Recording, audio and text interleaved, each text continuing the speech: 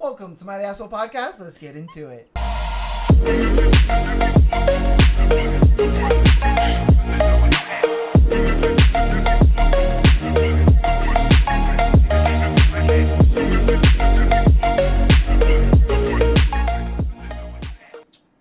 Welcome to My Asshole Podcast. Today is Tuesday. We have a lovely guest. She will introduce herself now. Hi, my name's Mia. I am now a closer friend. I don't know how long has it been since I met you? First met? Yeah. Don't whisper. Gee, sorry. I'm kidding. They got to be able to hear you. They Okay. got to hear you, girl. Projection. Okay. Project. A couple of years, honestly. Has it been? I think so. Okay. I can't even remember the first occasion. I think I remember. It was probably 626. Probably. When you came with I think I brought Brianna. Yes, you did. I think I brought Brianna. Yeah. And I think that was the first time I saw you. And I think that was the first time we met. I think so. I think you're right. Yeah, we didn't talk too much, but over the time we got closer, got to know each other, all that good stuff. And she found out about the podcast and has been obsessed with it and wanted to come on. So that's why she's here. And that's why this is the guest that you guys have sent your questions into, your scenarios into, as well as the thread. So we're going to get into today's thread. Today's thread is going to be hopefully geared towards her. She should be an expert in it. Oh, gosh. You know, last time I checked her anatomy, she is a woman. So let's see if she's an expert in this. So women, what is the worst advice your female friends have given you about pursuing a man that you are interested into? Has this ever happened to you? Gosh, I wouldn't say like directly bad advice, like leading me the wrong way. But I can remember a couple of times being younger and kind of being in a friend group and being like, oh, I think this person's interested. And then they're like, oh, why would you date that person? Like that person's not attractive or they're not interesting or they're not like funny or something.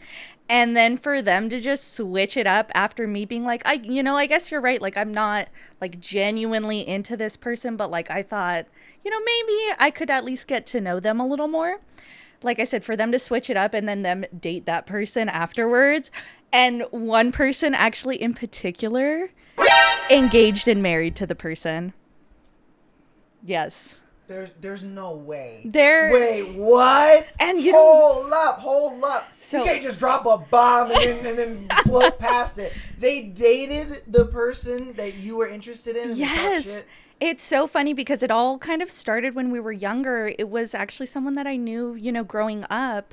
We were close growing up. She moved away. She moved back towards, the end of us being in high school. And I remember taking a Spanish class with this particular dude and we just got along. We saw each other around. We, were both joking and laughing and being, funny and dumb because you're younger. It's high school. You're making friends. But to me, in general, I was just like, oh, this is just like a funny, friendship. Never hung out with him otherwise. Never really sought him out in any other way. But then he approached me like, oh, I want to take you out on a date or I want to do this. And, can I invite you to go do this? And so, of course, being me being me, you go to your friends. As a lady, you go to your friends and you're like, hey, what do you think about this person? Do you think I should pursue it? Because you do sometimes as a lady, as a woman, you want okay, a push, you want someone to kind of encourage you to do so. Does the guy also need a little bit of kind of social proof? Do you think the dude's kind of weird? Do you think he, and that's the thing is I was like, oh, he's a funny person. He's a good looking person, okay. I never, because I was just never in the mindset to do so, but was and that's why I asked my friends, I was like, oh, do you think this is worth pursuing? Knowing me, kind of asking more of the advice, I guess, for me specifically. Yeah. But the person, my friend, she was like, no, I don't think you should, I don't think it would be a good fit. You shouldn't pursue it. You shouldn't go after him. So I was like, okay, maybe you're right. Maybe she's seeing something or thinking about something that I'm not. Oh, she's seeing something you're not seeing. I really guess so, because then it wasn't, I don't even know how much longer. Maybe it was a matter of months, definitely before we were done with high school, these two people started dating. And I was You like, were sizzling. I really wasn't though. I was shocked. Like I was so Okay. surprised because I was like, if like all you needed to say was that you were interested in this person. And that's the thing is like I don't know if like, you know, like hindsight's 2020. So I don't know if it was that this particular person saw that person being like a possible partner or like someone to date because of my situation, you know, then that's a whole nother thing. Like I said, we never like followed up on it. So like I don't know why, but all I know is that after like I presented this idea and this person for advice, and they were like, no, I don't think so. Like afterwards, you to be the person to date that person and then engage that. I think they're married now.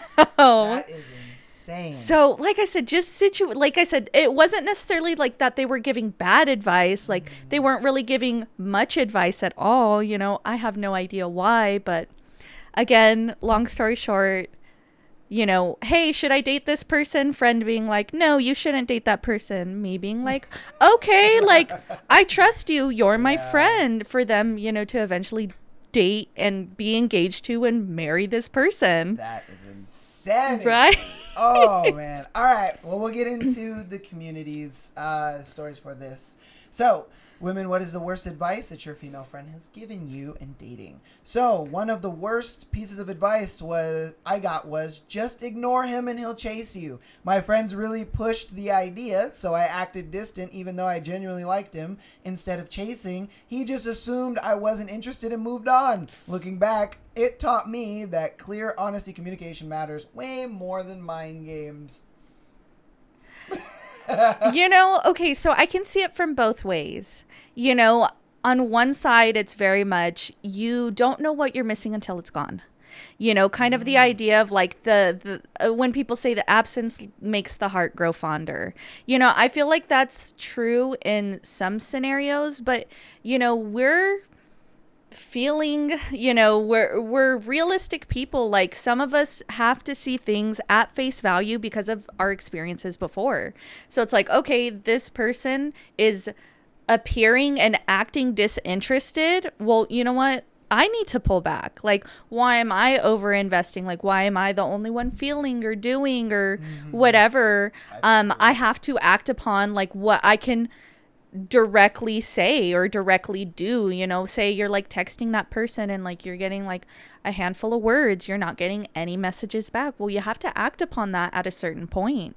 Now, what if like dude's actively, you know, doing what he's got to do to chase her and this and that, but but it's her friend that's just like, oh no girl, to keep him in this little chase mode, you gotta pull back. And then he kind of looks at it like, oh, dang, I must have done something. That's why she's pulling back. Well, I'll move on. Well, you elaborate on that. Like, you're the man. Come on, tell me. Here's my analysis. I think that what happened in her situation is the fact that they liked each other. It was he started the pursuing. He pursued her to a point. Then she reciprocated that pursuing. And then the friend might have looked at it like, she rather hang out with him than hang out with the girl group, hang out with me, whatever that case may be. And so, you know, she got a little jelly and she was just like, I'm going to throw a little monkey wrench up in there and sabotage a little bit. If she was, though, giving honest advice, you know, that's some terrible advice because I agree. a lot of women do agree. A lot of women do think that being aloof and astute is attractive to a man, and it's not. It's one of those things that for us, when the more the woman tries, the more attractive she becomes.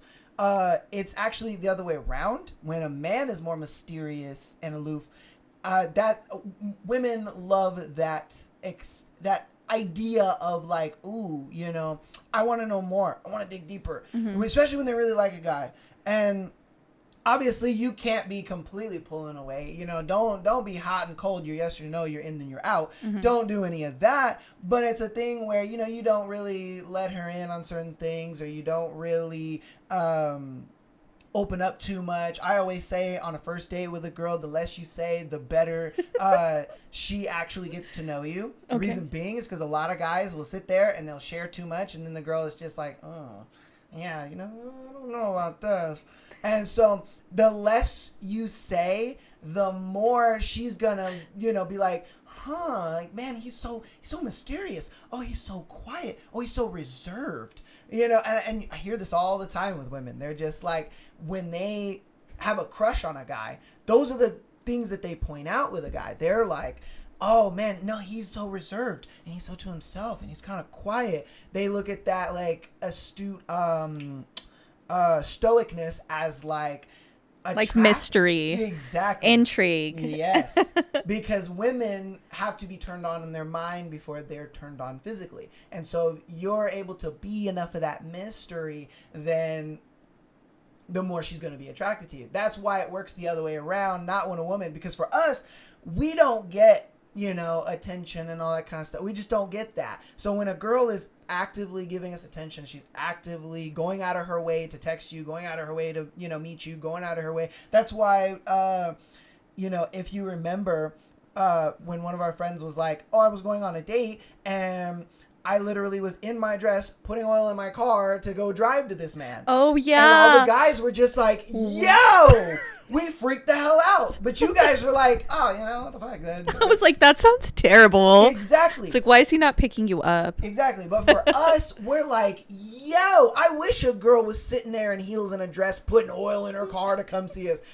Like, a girl that is dying to see you that much, I think that's amazing. I'm like, yo, obviously the guy has to be, showing enough interest for her to want to do that. But again, it's like, it comes back to my point, full circle, that when a woman is putting in that extra effort, it's more attractive. And then when the guy is kind of being a little more reserved, to the woman, it's more attractive. So that's me. Do you have anything to add there? No, but I think just in general, to keep it interesting, to keep it fun, but also to keep it healthy. Like, obviously the goal of a relationship should be to be healthy. Like, keep the pursuant energy on both sides. Like, pursue each other a little bit on both sides. Like I said, it keeps it fun. It keeps it interesting. And there's always so much to learn about that other person if you really are interested in them. So like I said, I think it should go both ways. Like, I don't think there should ever be one side more, like, way too much more than the other, but pursue each other. Okay. All right. So women, what is the worst advice your female friends have given you? Let him make the first move. As I grow up, I realize that there's nothing wrong telling a guy that you're interested in him. I would 100% agree with that. You miss 100% of the shots you don't take. Let's go. That's what I'm saying. And that man will love you. He'll be like, you asking me out on a date? Yes. Like I said, it does. It can really, I feel like, set the energy, set the mood for like just how you interact with that person, how you get to know that person. Even if it's not, long term, even though it's not forever, like it does. Again, it keeps that pursuant energy. Like it keeps it fun. It keeps it interesting. Mm-hmm. Gosh, I'm trying to think of a situation if I had ever asked a dude out on a date. Not straight up asked a dude out on a date, but it's kind of like, like in those old movies where it's like a lady's dropping like her handkerchief or like her umbrella or something. The perfect moment yes, for the guy. I'm very much a fan of that because it is like, I'm sure as a man, like you want to come in, you want to be like her. One, I want to, swoop in and I want to equally make this moment like interesting and memorable. So like I said, I'm very much of a fan of like the lady kind of like helping set the scene, like helping kind of, just like set things up so that those things can happen. Okay. All right. Getting in from Dr. Mia over here. She's got a PhD in women. Women, what is the worst advice your female friends have given you?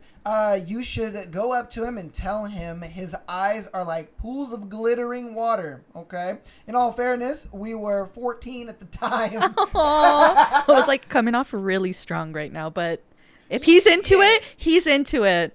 Honestly, okay, personally, I don't think a girl can come off too strong. I think guys can, because guys don't know a limit. Like, there's the limit, and guys are, like, up here when it comes to too strong. But when it comes to women, it's like, you could...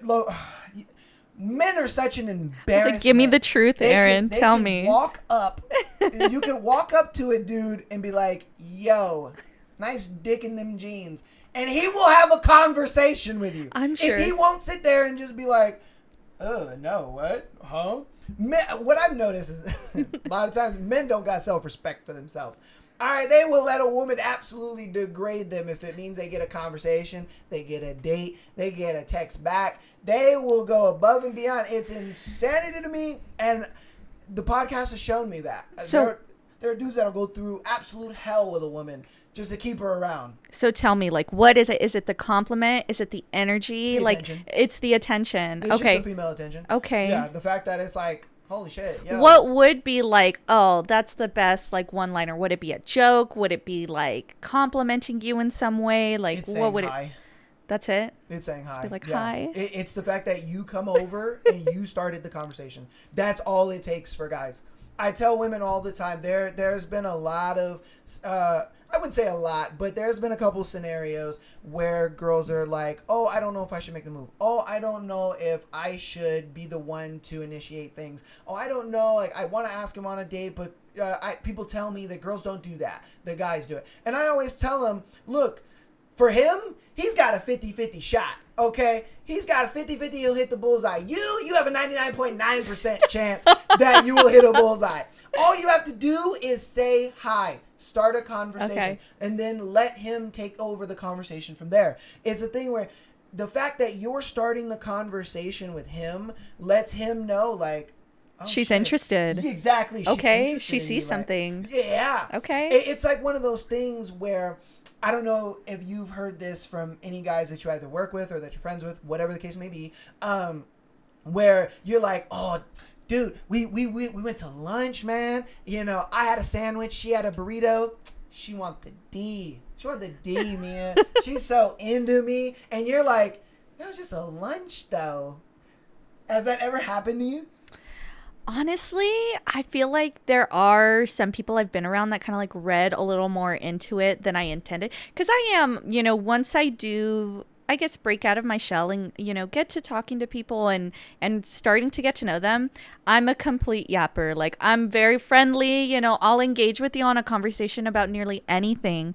And so it's true. I feel like sometimes, you know, you are being like genuinely nice and friendly and they're taking it a particular way, you know, and it's tough because you're like, okay, what do we do now? Yeah. You know? Yeah. Like, I feel like especially in the gym, too, because I really enjoy going to the gym. So it's kind of like, you know, just like a friendly, like, oh, how many sets do you have left? Or like, oh, would it be okay if you let me know when you're done and I can use it after you? And like, but you don't, you know, I know for some people that is the equivalent of like striking up the conversation and like breaking the ice. So it is just hard. I feel like if anything, like keep trying, you know, throw a couple more things out there, like try a couple more times and like kind of gauge it from there. But Yeah. I feel like not in a bad way. Like I love being very friendly. Like I like, you know, even though it's like a double-edged sword, being a quite approachable person, you know? Yeah. But just being like, okay, like I don't want this person getting the wrong idea. Like, yeah. Now, what are things that you do that to a guy that you're interested in versus... I don't look at him at all, Aaron. Just kidding. Really? You know, okay, so I'm thinking like in terms of the gym, like I don't want to be like staring at the person, you know, I don't want to freak them out. Oh, okay. Now, what if what if you guys were just hanging out though? It was a thing where, you know, this was supposed to just be a casual outing, but you know, for you have that underlying like, ooh, I like him. But for him, he may not be there. You may not think he's there yet. You're trying to gauge it, and so you're trying to throw little signals out there to be like, hey, you know, go ahead and make a move. It's okay to do this. And what do you do? I think it's really hard because I feel like it's just dependent on the situation. Like I might be like, hey, like we should, like I really enjoyed this, like we should do this again, or I want to do this. Like I will say very specifically, like I want to go here, and I want that to be your cue to be like, okay, I'm gonna take you. You know? Okay. Because so you're setting up the date without that's setting what up I the mean. date. I'm like, set up, like drop your handkerchief, like I need help with my umbrella, like I need, this door is so heavy, please help me, you know, like I want, I think like the real term for it is a meet cute. Yeah. you know, so like help them set up the meet cute, you know, like help them. I don't even know if it helps, you know, the man being like, or like the person that's interested in you being like, hey, I want to do this, like would that be like, okay, she wants to do this, like let me figure out how I can do that, like does that go through somebody's mind, do you think? Yes and no. Okay. Because like you previously mentioned, and I am a victim of this. Oh no. 1000%. It's a thing where, you know, I may be interested in a girl, but I don't think she's that interested in me. So I keep it, you know, friendly, amicable, that kind of thing. Mm-hmm. And, you know, I'll notice little signs that I'm thinking, I'm like, okay, you know, she was a little more this or she was a little more that. She wasn't really, you know, so close with the other guy. She kind of paid a little more attention. Okay. So I kind of take a little bit of those, and then Okay. I'm like, I try to deduce it all. And I'm like, what is my percentage of probability? Doing boy mouth off to the side. 100%. 100%. And that's what you do, because like, you're okay. just like, okay, she touched Okay. my hand, 5%. Write that down. Write that down. She sat next to me, 10%. Okay, we're at 15. Okay, you know, You're like, oh no, she kissed my friend.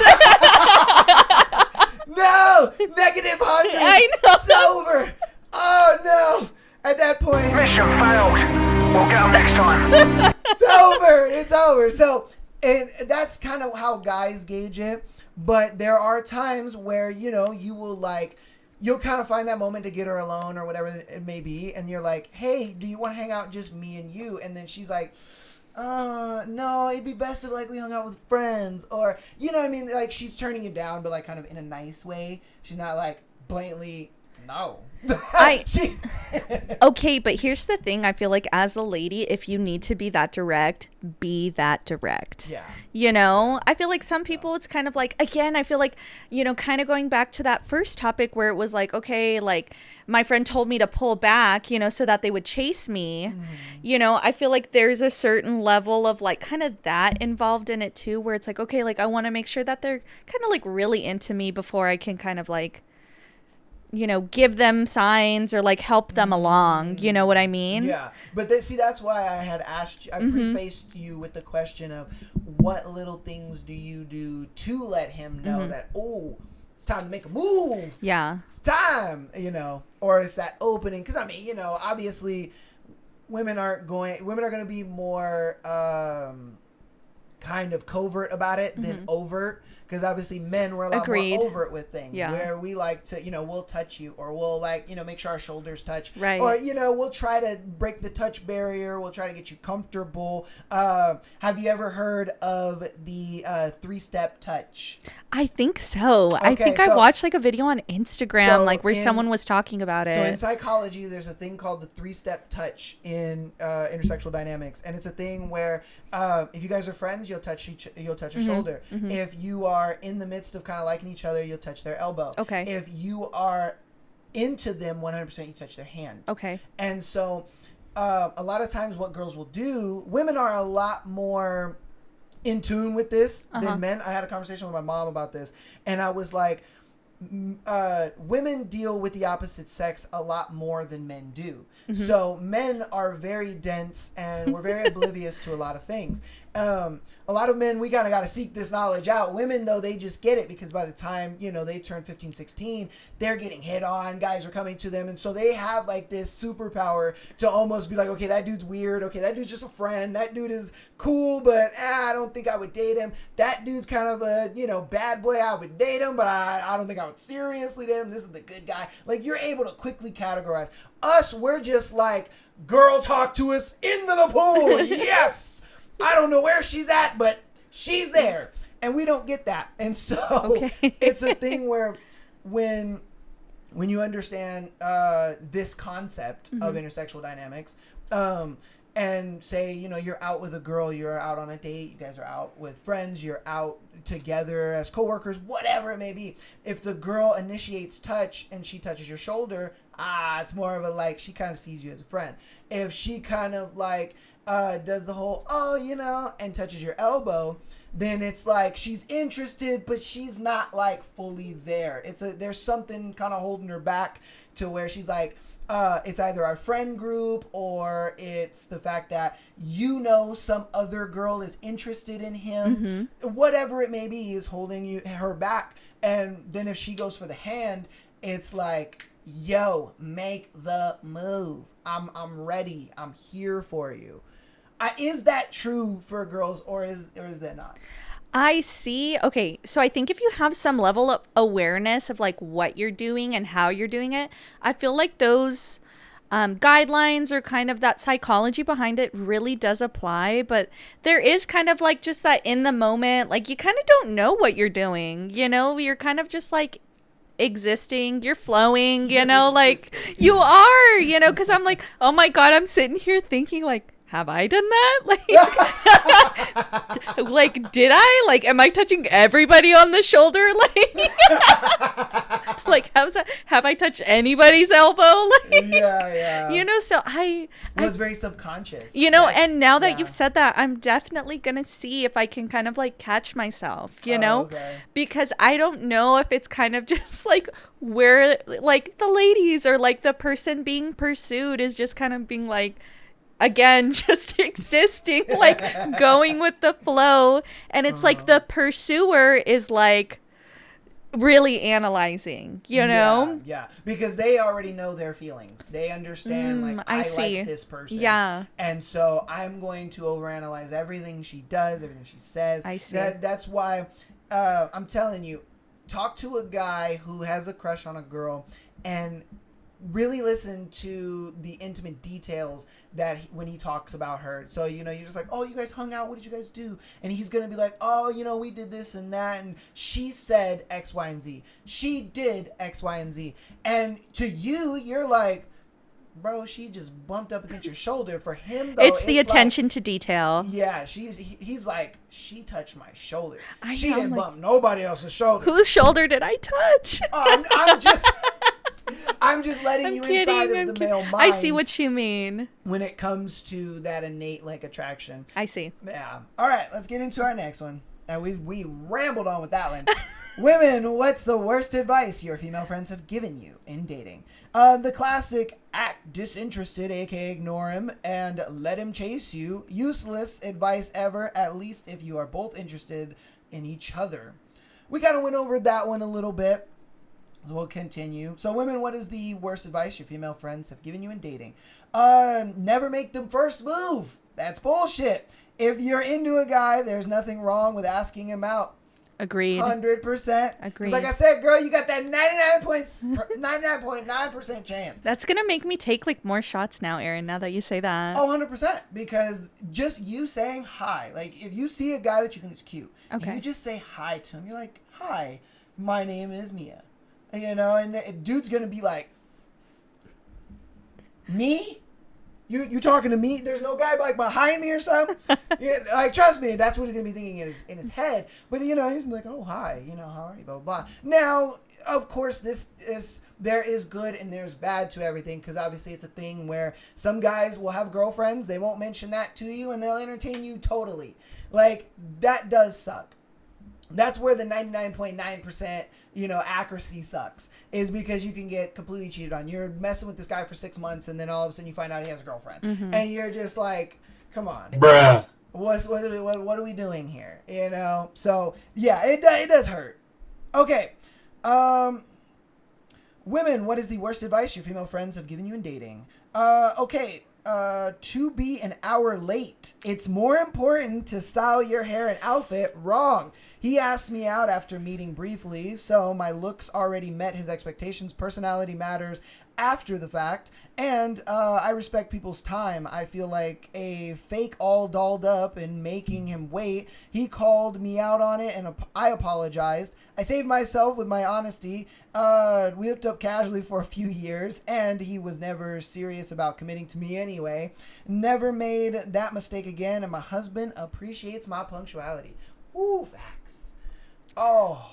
That was a rough one, but I would agree that was some bad advice, honestly, because those first impressions and those first experiences truly do matter. So in the same way too, I mean, like me as a lady, I have a certain time limit. If you know the person that I'm on a date on is X amount of minutes late, I am leaving. Yeah. 100%. No ifs, ands, or buts, because to me, the fact that, there's no planning ahead. It's one thing to be like, oh my God, I'm so sorry. Like, this came up. I'm on my way, or I will be here at this particular time, or, I'm so sorry. I can't even make it. Let's reschedule and really stick to that rescheduling. That's, one side of it.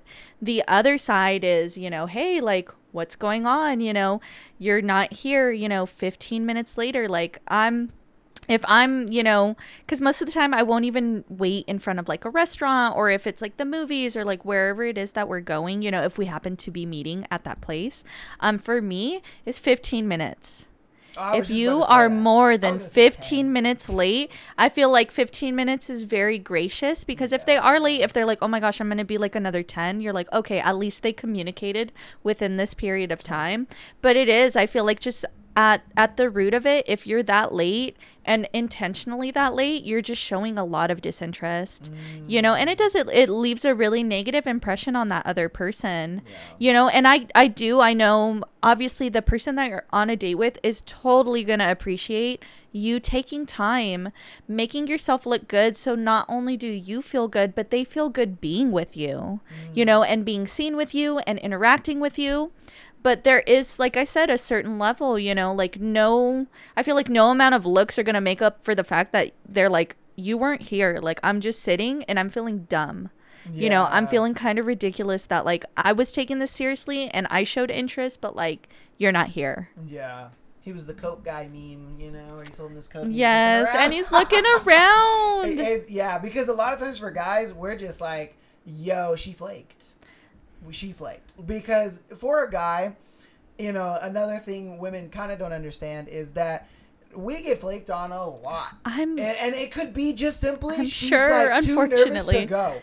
It's not even the fact that she don't like you. She's just too nervous to go. Right. She's rolling around on her couch like, I like it, but I don't want to go. I'm scared. Yeah, you know what I mean? And so it's one of those things where it's like, if you are late, especially as a girl, that's just the worst. We sit there and we're just like, dang, man, she don't love us, bro. Like, is it me? So, yeah, I think being like fashionably late, nah, that's not the way to go. Not the way to go at all. But yeah, I would agree. Like, giving some amount of time, as grace, like, just, hey, I'm on my way. I'll be there in a little bit. Like, I think everybody should afford that person that they're, going out with. But again, intentionally late, especially late up to an hour, like it is, like the person they might just completely lose interest in you after that. Yeah, an hour is crazy. It is crazy. I was doing my makeup for an hour. Girl, whose dick were you sucking? Because come on now, an hour? It's a long time. He probably busted in 5. Like, come on, man. Dang. All right. So, women, what's the worst advice your female friends have given you during dating? Train them like a puppy. All this does is make you settle into a relationship with someone you shouldn't have in the first place. What is train them like a puppy? Educate me. Honestly, I'm trying to think of what this person means. Like, I can see it a little bit where it's kind of like, again, giving hints maybe.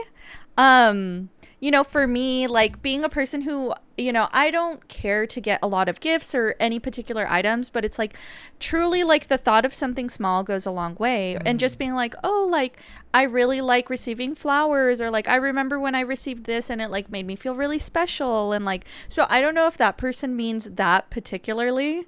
Training them like a puppy. It's crazy. The way that they phrase that makes it seem really like there's some true intention to like what's being presented. Yeah. Now, could it be a thing where she's just like, no brokies? Is that maybe where she's coming from? No broke men? Or is it a thing of like, he should. I feel like it's to do something like specific, like to Oh, get okay. a specific result or outcome, or for like the person that she's with to do something, you know, the way that she wants it like done. sugar baby over girlfriend. A little bit, maybe bit. like getting kind of into that direction, but I feel like they want like a very specific outcome, you know. And even I guess, like I said, with the, you know, the giving hints, or like the example that I gave, like again, the desired outcome is to like receive something cute and thoughtful, you know. Yeah. But you don't want to be. I'm like training him like a puppy.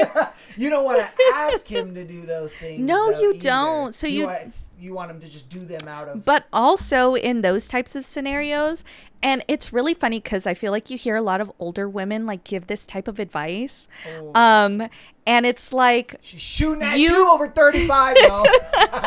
you want them to kind of feel like the idea is theirs.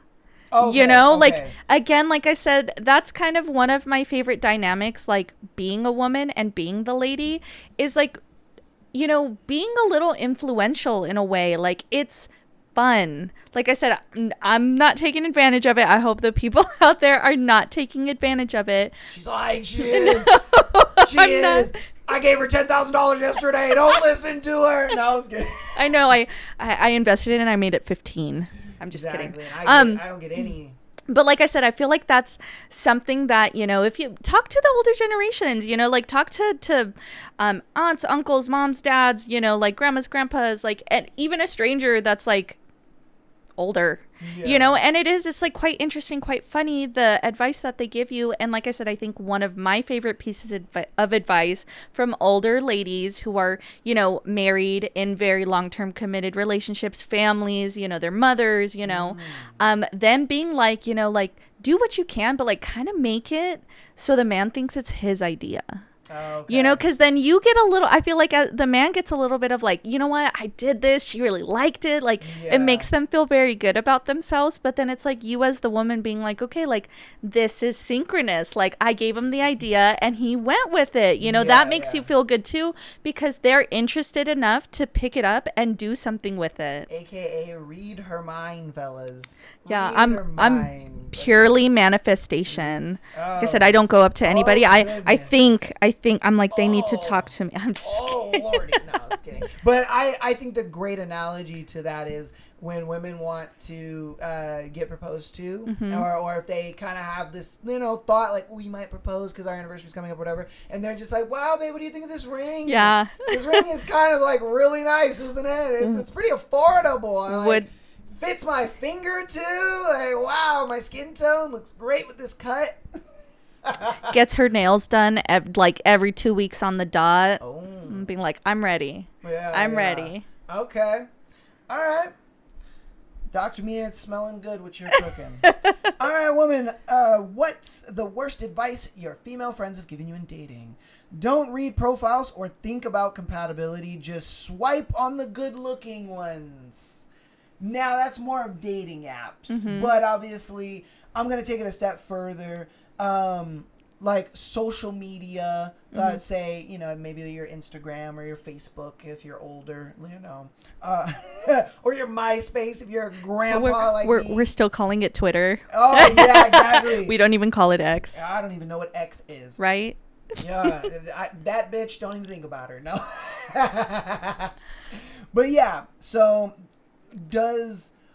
I guess you would say, if you met a guy, or if they were setting you up before you even like met him physically, would looking at their Instagram, social medias, or anything like that play a factor for you? I mean, I feel like most of the time, looks are enough to get you kind of on that first date, or like for that first encounter, you know? But then I feel like, you know, again, depending on what you're looking for, because, you know, depending on just how you feel, what you want, it's going to be different. Yeah, you know, you might be like, oh, I don't care what they're into. Like, I have a specific outcome, you know, that I want, you know, like, so like, again, I think it just depends, you know. For me, I would say, okay, yeah, if I don't know too much about that person, like, their looks would definitely be enough to be like, okay, like, I'll go on a date with this person, like, we'll go do something. And you just kind of read it from there. You know, I like asking questions of a particular person, but I really like their responses, I guess you could say. Like, I just like seeing kind of the way they interact, the way they act, you know, like the way they kind of just carry themselves in general, because I feel like that's more telling than you being like, let me ask you a question, let me wait for your answer, because they could be saying anything. You know what I mean? You're an intellect turns you on, girl, huh? Oh, 100%. Yeah. I do. I like having someone that I can talk about the craziest things with. Yeah. You know, I like, you know, discussing a particular book, a particular idea. Like, so for me, I guess you could say long term, I feel like there needs to be some similarity. Like, there needs to be similar interests. There needs to be some overlap. I feel like there's good in being different enough, you know, because it keeps it interesting. It's like, okay, that person has their thing, I have my thing, we come together and we talk about it, or like we're interested in the fact that like we can share things with each other, you know. But I feel like just in general, not really knowing anything about them, or like not really caring, okay, what are they into, what do they do, it'll only get you so far. Yeah, that is very true. And I like that you said that, because for me personally, I enjoy being in relationships with girls that have opposite opinions to mine, whether it comes to like food or media or anything like that. Why? Because I get to get into new shit. Yeah. I'm a big proponent in trying new things. So Agreed. It's like, if she likes this lemon tart and I'm like, lemon Like that tart, tastes like... I don't know. And she's just like, try it. I'm like, all right. And I try it and I'm like, whoa, hold on. I've been missing out on the lemon tart. Or, you know, she's just like this particular book series or movie series or whatever. Because I ain't gonna lie to you, I had never seen anything Lord of the Rings or any books or anything like that. And then there was a girl that was super into it and I was super into her. So I was like, let me just get into Lord of the Rings. You read every single book. Oh, I watched all the movies. You started everything. a cosplay for her. And I was like, yo. This is fire. This is fire. Yeah, and then when I would talk to her about it, she's just like, "Wait, hold up, you like that?" I was like, "Yeah." Now I do. Since forever. Now I do. Since forever, you know, you gotta white lie it a little bit. Yeah. You know? But I do enjoy that. I don't think, because to me, weirdly, even if the girl actually does like all the same things that I like, I feel there's some kind of fakeness or like some kind of disbelief. You're like, there's no way she's into the nerdy crap that I'm into. 100%. Because I like building computers. Yeah. And whenever girls are into like technology and stuff like that, I'm like, girl, why you lying? Why you lying? Stop lying. And, you know, and that's why when you and I had that AI conversation, AI sucks, Aaron. I was across the table like, Mia, you lying. Stop. Why are you lying? But then you went into it even deeper and more in depth. And I'm like, damn, she know her shit. Oh, she is into technology. Oh, all right then, Mia. All right then. And I think, honestly, you know, even though most of these are about, you know, what's the bad advice that you've gotten, to kind of just like mix it up and throw good advice, like being genuine and like being actually, you know, showing your interest realistically and like showing who you are, it can never get you in the bad direction. You know, it can never really lead to too many bad things, you know? So, like I said. And also, you got to realize you're not everybody's cup of tea. And that's okay. That's something that I want to have haters. And that's something that, oh yeah, I've been called misogynist, and this is the red pill guy. And like, all right, dude, sure. But the thing is like, what I've learned in my, you know, years of dating and stuff like that is that I've learned to just kind of be myself, and if she is into the same things that I am, or she likes that I'm into these things, because, you know, a lot of women will always say, oh, I like a guy who is obsessed in something, where he just can't stop talking about it. He's so passionate about it, this and that. I'll be that. But the thing is I'm not passionate about what she wants me to be passionate about. And so instead of, you know, being upset and being like, oh, what the heck? What did I do wrong? What happened? This and that. Girl, what can I do to fix it? You know what I mean? Being that dude pleaser, and you're on your knees begging and stuff. You just kind of think of it like, well, I just wasn't her cup of tea. I'm not going to be every girl's cup of tea. And I have to go where I am the girl's cup of tea. Right. You know? Absolutely. I 100% agree with that. Be weird. Be whatever you are. Be interested in whatever it is, because there is someone out there for you. Yeah. I promise. All right. This will be our last one for the thread, and then we'll hop to announcements. Then we'll get into Mia's scenarios. So, women, what's the worst advice that your female friends have given you in dating? That I can never make the first move. Okay, we did that one. You girls love the first move one. Okay, don't text him. That's just dumb. People make decisions through communication. Ooh, so do you wait for him to text you first, or do you text first? I will text you 30 times if I have to. Honestly, I think, again, I'm very much of like, you know, feel your intuition, like feel what you're feeling, feel what the situation asks for, because there are some times where, you know, previously, I guess even myself, you know, wanting to go out with this person, but I'm like, do they only want to go out with me because I want to go out with them, or do they want to go out with me because that's what they want? Ooh. You know? And so it's like you have to momentarily take a step back and being like, okay, let me evaluate. Like, is this just because I'm interested, or is this because we're both interested?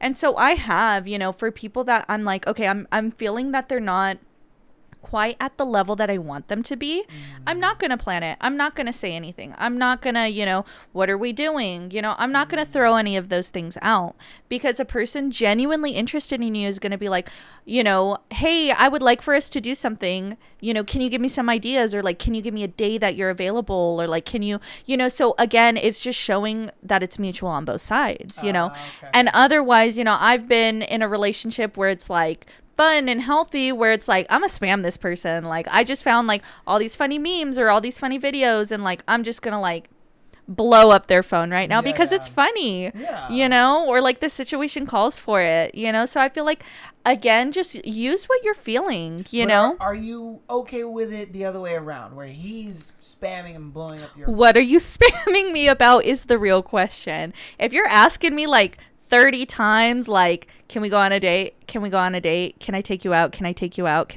You know, I'm, if you haven't read, if I haven't responded yet and saying like, no, thank you, and you just keep asking, there's only a certain level that I'm like, okay, you need to self-interpret at this point, you know?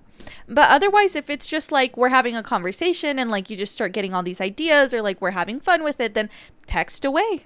Call away. Yeah. You know, like, I would love to know more. I will sit here and I will listen. Okay. I'm sad. Right. I'm sad. Yeah. But again, I feel like it just depends on the situation. Like, is it a little bit of like desperation? Is it a little bit of clinging? You know, why is it that we're... That's what I was just going to say, because I know clinginess in women is very attractive to guys, but clinginess in men tends to not be attractive to women. Because they're just like, dude, you don't have anything else going on today. You're not doing anything. You're not working on anything. Like, your whole life revolves around me. Like, what the heck is going on? Here's the thing is, like, my problem is just, like, with people who don't have a realistic view of clinginess, you know, because it would, you know, I remember trying to date this particular person and being like, hey, like, I would really like for us to go do something. Like, can you just let me know when you're free? And then, like, you can choose. Like, we'll do whatever you want to do. Like, I would just really like to see you, you know, and this person, like, constantly going out with friends, like, constantly being able to, like, go and get a drink and, you know, do this and do that. And it's like, okay, you have all that time to spend with these particular people. Just one of those times you could hang out with me, you know? And I feel like that's a really realistic way of seeing it. But again, I think if I'm here to give any level of advice, if you're worried about like, oh, am I coming off too strong? Am I starting to get a little clingy?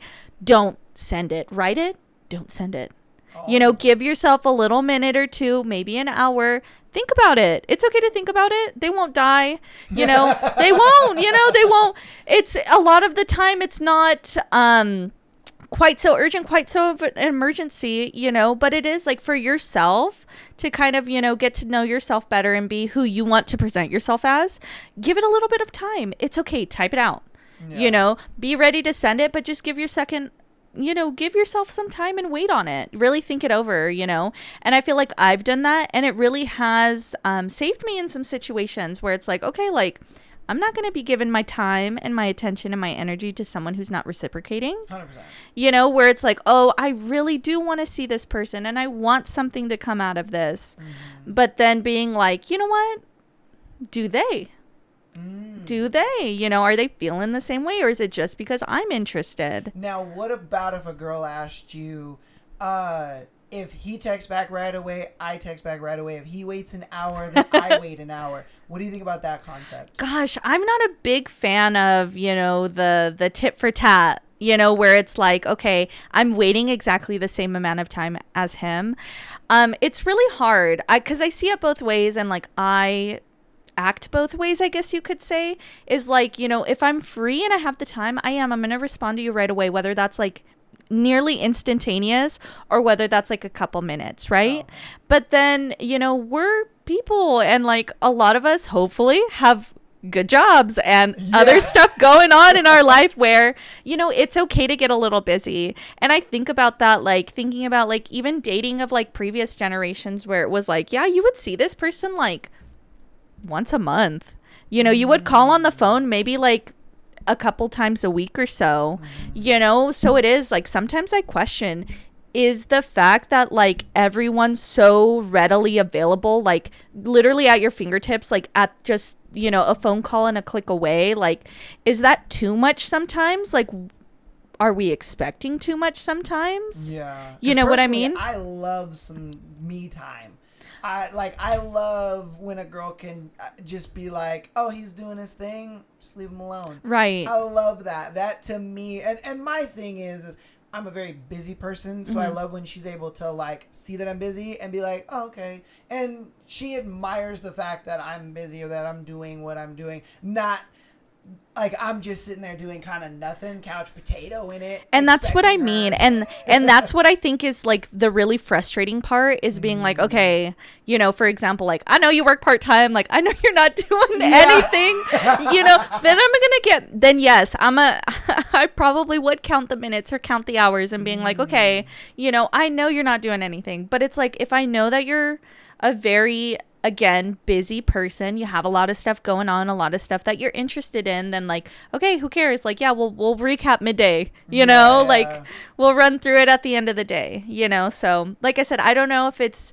just the expectation is kind of odd, because I feel like we've normalized it to be like, okay, well, as soon as you get it, you need to text me back. Yeah, it's the or like, it takes only 2 seconds. You should. And that's true. It does only take a few seconds or a minute or two to kind of collect your thoughts and send something back. But it's like, is that really even worth it?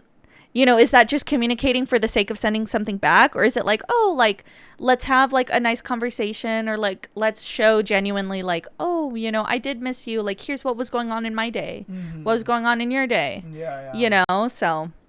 Yeah, because like I said, I don't like the idea. I'm the type of person, okay, this is me in a relationship. This is like my golden in a relationship. Is the fact that I can sit at my computer and I'm doing my work, whether it's working on the podcast, whether it's working on stream things behind the background, it's working on music, whatever I have going on at the time, and she's sitting on the bed on her phone or she's watching TV. We're in the same reading room, a book. Or whatever, we read books around here. Whatever it may be. Whatever it may be that she's interested in or she's doing. And it's one of those things like we're in the same room, but we are not like directly interacting with each other. We're 100% agree with that. Yeah. I love having a comfortable silence. Yes. I love just being there, like sitting there and not a thought's going through my head, Yeah. And I can enjoy that calmness. Like, it doesn't even necessarily have to be quiet. You could be humming or something. I don't even care. Yeah. But it's just like the calmness of like, okay, two people are so comfortable around each other and in their energy that they can just share like a simple moment. Yeah, because it bothers me that a lot of women, a lot of girls, they look at it like, oh, if we're not doing something, I'm not having fun, and this is boring, I might as well, hit up Chad or Derek. But that's the thing, then it's like, okay, girl, yeah, more power to you. Like, if that's what you really want, like, go and do something yourself, go and do something with someone else,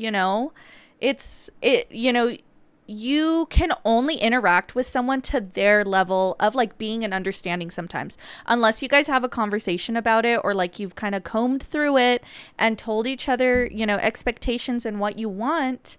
They're going to be how they're going to be, if that's really not fitting to you, that's fine. Move on. Yeah. Or do it yourself. If no man's doing it for you, girl, it's okay. Go do it for yourself. Get your friends, go do it. Yeah. Yeah. But like I said, that's what I love. I love it just wearing complete silence. And then a lot of times, you know, it's one of those things where I'm a very spontaneous kind of person. So it's just like, I'll see her over there in her little piece of mind, and I like to fuck it up with a little sexy action, you know what I mean? Like, yeah, girl, get over here. Looking all sexy and quiet over there. Terrorize her. Or throw something at her, you know what I mean? It hits her head, and she's like, what the fuck? And it's like, you know, you fuck with her a little bit. All right. But that's going to go ahead and be today's thread. If you guys have gotten bad relationship advice from a friend, definitely put it down in the comments. We want to hear it. All right. We're going to get through announcements, and then we'll hop into you guys' scenarios for today. So, patreon.com/MyThatAsshole podcast. Get an exclusive episode every single Friday, as well as being able to send in your scenario to be featured on the Tuesday and Sunday show, like the lovely people did for today. $3 a month gets you that over 100 hours of content. And it's happening over there. We get a little X-rated over there, baby. Why? Because I can say what I want over there. Audio listeners, thank you guys so much for all the support. You guys' downloads mean the world to me, and your support coming out every week is awesome. I know that the downloads have been down just because of holidays and all that kind of stuff. It's all good. Kick it with your family. Just know we're here. We are still kicking. I uploaded on Christmas, for goodness sake, because I know you guys wanted your book. You guys wanted your little spicy book, so I gave it to you on Christmas. You little dirty sluts, you. But hopefully you guys enjoy that. On Thursday, we're going to be continuing our new book, Beautiful Venom. So hopefully you guys are enjoying that one. I know I am. Definitely write that one down. That's a good Writing one. it down. But yeah, we read over here. It's smutty, but we read over here. And then if you guys want to support us even more, go ahead and follow us on Instagram, TikTok, as well as subscribing on YouTube. All of that is free, and it helps out a lot. Without further ado, let's get into today's scenario. So we got our first one. Am I wrong? Recently separated, and he's already dating. Am I wrong for feeling like the victim? So, married for 20 years. We agreed to separate 6 months ago, but kept up the happy married charade until our kids finished the school year. 3 weeks ago, a week later, he's dating/sleeping with a new person and trying to hide it from us. I'm still living in the home until my new place becomes vacant. In 2 weeks' time, I've told him that's disrespectful, especially while I'm still under the same roof. But he says that I just need to move on and that he's let me go. Am I in the wrong for being hurt here? Would you consider it cheating since we're still married? Mia, help a girl out. Oh, goodness. Honestly, I do think you're the victim in a lot of ways, just because I feel like a lot of cheating is premeditated. And I feel like that's the thing that a lot of people don't want to talk about. Oh, so he was seeing this girl while they was still married. And it doesn't even have to be the fact that he was already seeing her. It was the idea was already there. You know, I feel like a lot of the time the idea is already there. So, gosh, I think that's terrible. I think it's amicable, you know, trying to stay together, especially if you have kids. You know, you want to set the best example for them that you possibly can, but definitely that's terrible. Oh my gosh. I feel like cheating is just one of those things that's like such a taboo topic, but I feel like we just need to be more brutally honest about it, you know? And that's why my take is 100%. A lot of cheating is premeditated. Yeah. You honestly, know? If I'm going to give it to you 100p, that's what we do over here. We all 100p. Yeah. We don't sugarcoat nothing. No. The thing is he was probably seeing this woman while you guys were married. And it could have been a month. It could have been 2 months. It could have been a whole fucking year. You never know. The fact that you're just finding out now is because he wanted you to find out. Not because you just found out. No, he wanted you to find out that he was seeing this girl, that he's over you. That's why he said, literally verbatim, you need to move on, and that's his let me go. Your words, not mine. So the fact that he's saying that to your face, looking you in your eye receptacles and saying that, got the cojones to say that, goes to show you, yeah, he was seeing this woman a month, 2 months, 6 months, 8 months, a year before you guys split. And I think all he was doing was kind of waiting for this amicable split to either happen naturally for Yeah. you to do it. He didn't want to be the bad guy. Oh, 100%. To me, it seems like he wanted her to be the one to do it. And here's the thing is like, again, you know, in this case, I think the best advice I ever got, you know, in the conversation post cheating or like post getting cheated on is the fact that like with that person who cheated, it's never because you were missing something, it's because they were missing something. Like they just couldn't handle either whether it was a conversation, whether it was, you know, facing something, whether it was, you know, X, Y, or Z. I feel like most of the time it's not a lack on your part. It's a lot of the time a lack on the cheater's part. So like I said, I know it, you know, it hurts, and definitely you are the victim in this situation because I believe it was premeditated. But the fact is like it was not anything of your doing specifically. You know, it was the fact that this other person has this idea, has this feeling. You know, all of it takes a conversation, you know, it just takes honesty, you know, and if the split is what's naturally to happen, then that's what's naturally to happen, you know. But also, he's a baby back bitch. Oh, 100%. You want to know why he's a baby back bitch? Is because he's afraid of confrontation. Oh, yeah. He's afraid to have a tough conversation with you. He's afraid to be a man and actually tell you what's going on, tell you how he's actually feeling and he's truly feeling.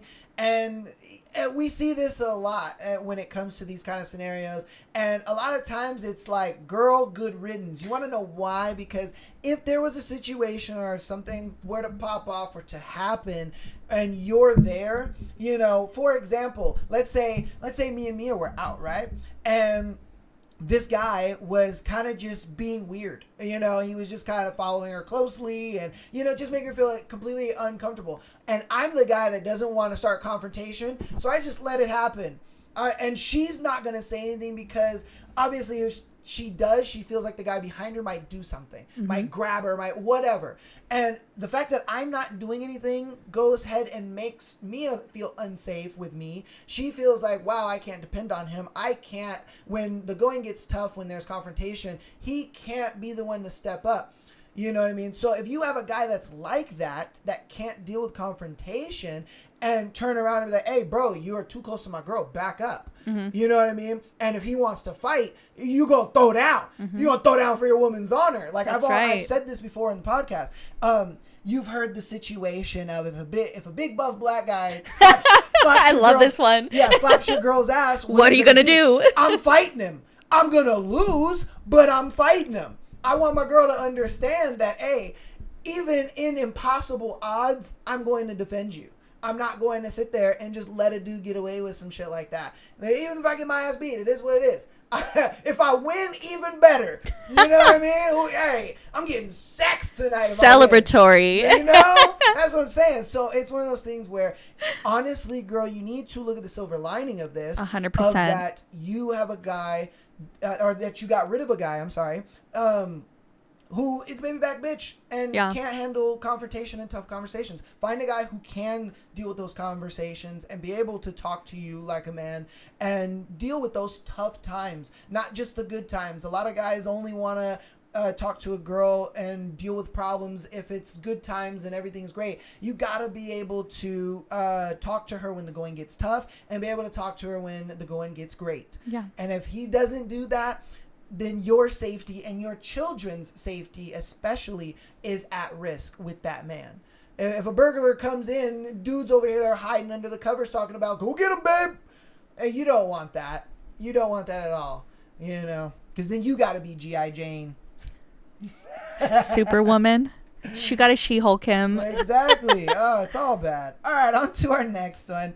Am I overreacting? The girl I'm talking to wants to go on a trip paid for by a sugar daddy. So basically, I started talking to this girl a few weeks ago, and we have really hit it off and gotten along well. She has many qualities I look for in a woman, and I want to attempt to pursue things further with her. She's going on vacation around New Year's, and I found out it was a solo trip, naturally. Stop the cap. Solo, I don't know about that one there, my chief. Naturally, I asked why, where, and how. She told me it was fully paid for by a sugar daddy. She has online. She swears up and down that she doesn't send anything explicit and she basically uses him for free money. This is instantly 2 major red flags, as she is a 21 female traveling alone for vacation, and that she is doing this online. Most old dudes won't pay for a full vacation unless they're getting something in return, I would imagine. But to me, even being there in the first place for her is a major turnoff. Am I overreacting if I cut her off for this, said how it made me feel, and she told me I'm insecure, and that she is a single girl and using it to her benefits. I have trust issues already, and this would really eat at me. Outside of this fact, I just learned today she has been amazing, and like I said, is everything I look for in a girl. Am I overreacting by ending it over just this? What you think, girl? What you thinking? I don't think you're overreacting. Okay. And here's the thing is I am very much a, I guess you could call sugar baby positive type of person. That's not my preference. That's not what I'm into. But, for some people where it's like, okay, somebody wants to provide, I want to receive, But the thing is like, if that's your mindset and that's how you're approaching things, like there are going to be people who aren't interested in that, and the fact that not being transparent and just not saying like, okay, well, I kind of have an arrangement or I kind of have like a thing going on. Like, is this okay with you? Instead of, going through all these steps and like kind of having to private investigate, and kind of to do all this detective work after the fact. Like I said, I am very positive on like, okay, if that's, how you want to date people or like how you're interested in things, is being a sugar baby. But again, I don't know. Are the ends justifying the means? Is it worth receiving all this money and attention, the trips and everything else that it comes with when you're losing potentially someone who's very interested in you for you? In that, what was sent in is this person's talking about, like they have all these aspects that like I'm very interested in, like they're who they are is like how I'm interested. It's not because like, oh, the way they dress, the way they look, like it's probably much deeper than that. So it's kind of like, okay, are you the person on the other side then, figuring out the person that you're interested in wanting to date is a sugar baby,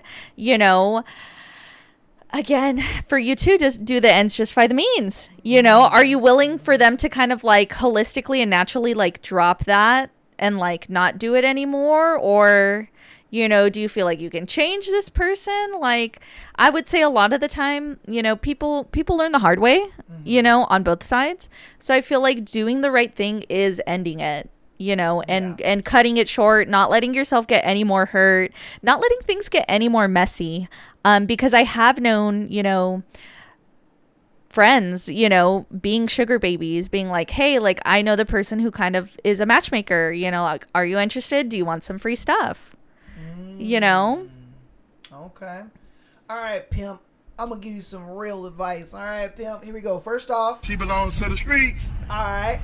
And second off, don't, just because she's a great girl and has these great qualities, she's playing you, pimp. She playing you. She knows how to pull your heartstrings. She knows how to tug on the right, chords. She understands that she has you wrapped around her finger, and that's why she's playing the games that she's playing, and that's why she was so honest with you. Because she looks at it like, this is how much she don't respect you. Okay? She don't respect you so much to the point where she was like, I can tell this fool I got a sugar daddy, and he ain't going nowhere. He ain't going nowhere. He's not going to do anything about it. Exactly. Where he going? Nowhere. And so you need to kind of look within yourself like, holy shit, do I really want to be this person? Do I really want to be like so desperate to where I am with a girl who is doing something that I am 100% against? Mm-hmm. Because again, it's like, dude, you got this one-itis. That's what you got, my guy. You feel like she's the only girl in the world. You feel like there's no other girl like her. Oh my God, I will never find another one like her. I need her. Everything is her. Like, bro, you need to get about that. Take the blinders off and realize there are so many other women out there, and there's so many other women that won't do that don't have sugar daddies, that aren't looking for that. They're going to see you the way that you see her. They're going to be like, oh man, he has everything that I want, all the qualities and everything. And you're going to see that too. And be like, oh shit, this is what a real, and I'll be honest with you. I didn't realize what it actually was like for a girl to truly be into you until my last relationship with my ex-fiance. Okay? When I was in that relationship, I was like, holy shit, this is what it actually feels like when a girl likes you for you. She doesn't like you because you do X, Y, and Z, or you have X, Y, and Z, or you can give this, or you can do that, or you can give her some kind of benefit. I didn't know that I was dating women to my detriment and their benefit until her. And I was like, holy shit, this is what real love is like. This is what a girl who actually likes you for you is like. Man, there'd be some days I would be absolutely busted. I haven't gotten a haircut. I ain't shaved my beard. I'm looking crazy and scraggly. And she's over here, you're still the handsomest man ever to me. And I'm like, girl, oh wow. And I had never felt that level of love. And it's one of those things where, you know, now that I am single and looking for a partner, I'm like, I know what that looks like. I know the mannerisms a girl is going to give me. And obviously you haven't gone through that yet. And I understand that. And that's why you're in the situation that you're in. And that's why I'm giving you the realistic advice that I'm giving you, to where it's like, you need to find that girl that sees you the way that you are seeing this girl now, to where she looks at it like, you have all my favorite qualities, you have all the things I'm looking for, you are the guy that I feel is the best for me. Because women always want to feel like they have the best. They want to feel like they got the best guy. And it's the reason why when they feel like they have the best, they don't want to go anywhere else. There is no sugar daddy. There is no side guy. There is no this and that. No, her eyes are only on you, because she feels like, I have the best. I got the best of the best, the top caliber that I'm looking for, and I ain't going anywhere. You need to find that. And once you find that, trust me, you're going to feel so different. You're going to be like, I wasn't in love with that girl. I don't fucking care about her no more. Who is that bitch? You know, and enjoy the emptiness that is being a sugar baby. Mm-hmm. Because that's what it is. Yeah, if you're, you know, if that other person is just thinking like, okay, what can I get from this person? Like, what can I take from this person? You're in the wrong situation. Facts. You know, take a step back, move on. Exactly, bro. She belongs to the streets. All right. On to our next one. So, am I the asshole for telling my ex that I hope she can find peace within herself? Let's see. Me, 31 male, my ex, 26 female, and I broke up 5 years ago. She cheated on me and slept with another man, and so I broke things off. She has since moved on and has been in a couple relationships since. Every year or so, she reaches out to me and asks me things about our past and why I said things that I can't even remember saying, or why I did things that incredibly insignificant. For example, she once asked me why I would sit in my car for a few minutes when I'd get home from work. So fast forward to this week, she messages me and asks questions about our past relationship again. And so I finally kind of broke. I wasn't angry, but I didn't say, I honestly hope you can find peace within yourself and move on from the past. And she responded by saying I was being condescending and giving her a pity talk. So am I the asshole? Absolutely not. Why does she keep bugging you? Bro, it's 5 why does she? ago. Yeah, I'm like, why does she keep texting you? Okay, there's 100%. I think everybody does it, regardless of it's a good relationship or a bad relationship. You're thinking back. You know, you're reflecting on it in a little bit, and you're making comparisons, whether you're with somebody or whether you're not. Mm-hmm. But again, move on. Honestly, I'm not even gonna lie. Like, nobody should be dwelling like that. And honestly, like, I think you're doing the right thing by eventually cutting it. I would have cut it a little sooner. I wouldn't have responded, you know, after probably like a year or so, you know. But again, definitely not the asshole for doing that. Like, you have to cut that person off, because it's like, clearly you weren't serious enough to be in my life. You weren't serious enough to like take what we had, you know, and do something positive with it. And it's like, okay, well, you know, like, your mistakes are your mistakes. I'm not here to hold your hand. Yeah. You know, I'm not here to babysit you on like every next thing that's happening in your following relationships. Yeah. You know, so I think their pride was hurt. And like, you know, and I think just the expectation of being like, oh, this person, you know, they're always going to be, I'm always going to be something to them, you know? And I think you cutting it and being like, no, please move on, like doing it respectfully, because it seemed like you did it pretty respectfully. Yeah, You know, you don't want to burn bridges, you know, you're trying to be as positive as possible. But again, nah, cut it off. Yeah, and Cut it's it like you off. said, Rip off the Band-Aid. Sometimes they don't know what they're missing until they don't have it. 100%. And that's exactly what is going on with her. She is like, in the relationship, oh, she took you for granted. She took all that you did and everything that you did for her, the relationships, the good moments, the bad moments, all that. And it's why she cheated. She took it for granted. She thought, he ain't going nowhere. It is what it is. And then you manned up and was like, hey, I'm done with it. Now she's dating all these other dudes, and she realizes you were the pinnacle and all these other dudes are just slotting right under you. She's like, damn. And so I agree 100% with me. It's one of those things where you're keeping the communication open, and you need to cut that communication off. You should have been blocked her. You should have been cut this off. I get amicable and maybe you guys want to be friends or whatever, but Screw being friends. Yeah, friends with exes never work, bro. No, and never work. let me tell you, I'm a big fan of ghosting. You know, honestly, Especially I feel like, again, you guys take it. No communication is some of the best type of communication. You know, if I'm not saying anything to you, take that. Understand that, please. Yeah. You know, and again, you know, 5 years ago, if she was not valuing you enough to take that relationship seriously, there's no way she's going to take that within 5 years. You know, she's not like, okay, all of a sudden. You know, she does. She just wants to have you in her life. She knows she can't have you in her life the same way, but she just is trying to hold on to whatever she can. Do yourself a favor, cut it off, move on, find someone who values you. There you go. There you go, Chief. All right, on to our next one. Coworker stories. Oh, God. My coworker likes me, I think. So, my coworker, female 38, and I, male 23, met when she returned from leave. Let's just call her Jay. When she arrived back, she began shading me while she got acclimated back to work again. This gave us plenty of time to converse, and we became really familiar with each other, laughing, breaks together, checking in, all regular coworker stuff, to me at least. Also, she could have shadowed anyone in the office, but she chose me over everyone else in the office. With Jay working there longer than me, she's familiar with all workplace drama and gossip and filled me in on everything. I kept mostly my opinion to myself because it was a lot, and honestly, none of my business. But it did raise a red flag for me because why are you telling me this? As Jay and I continue, you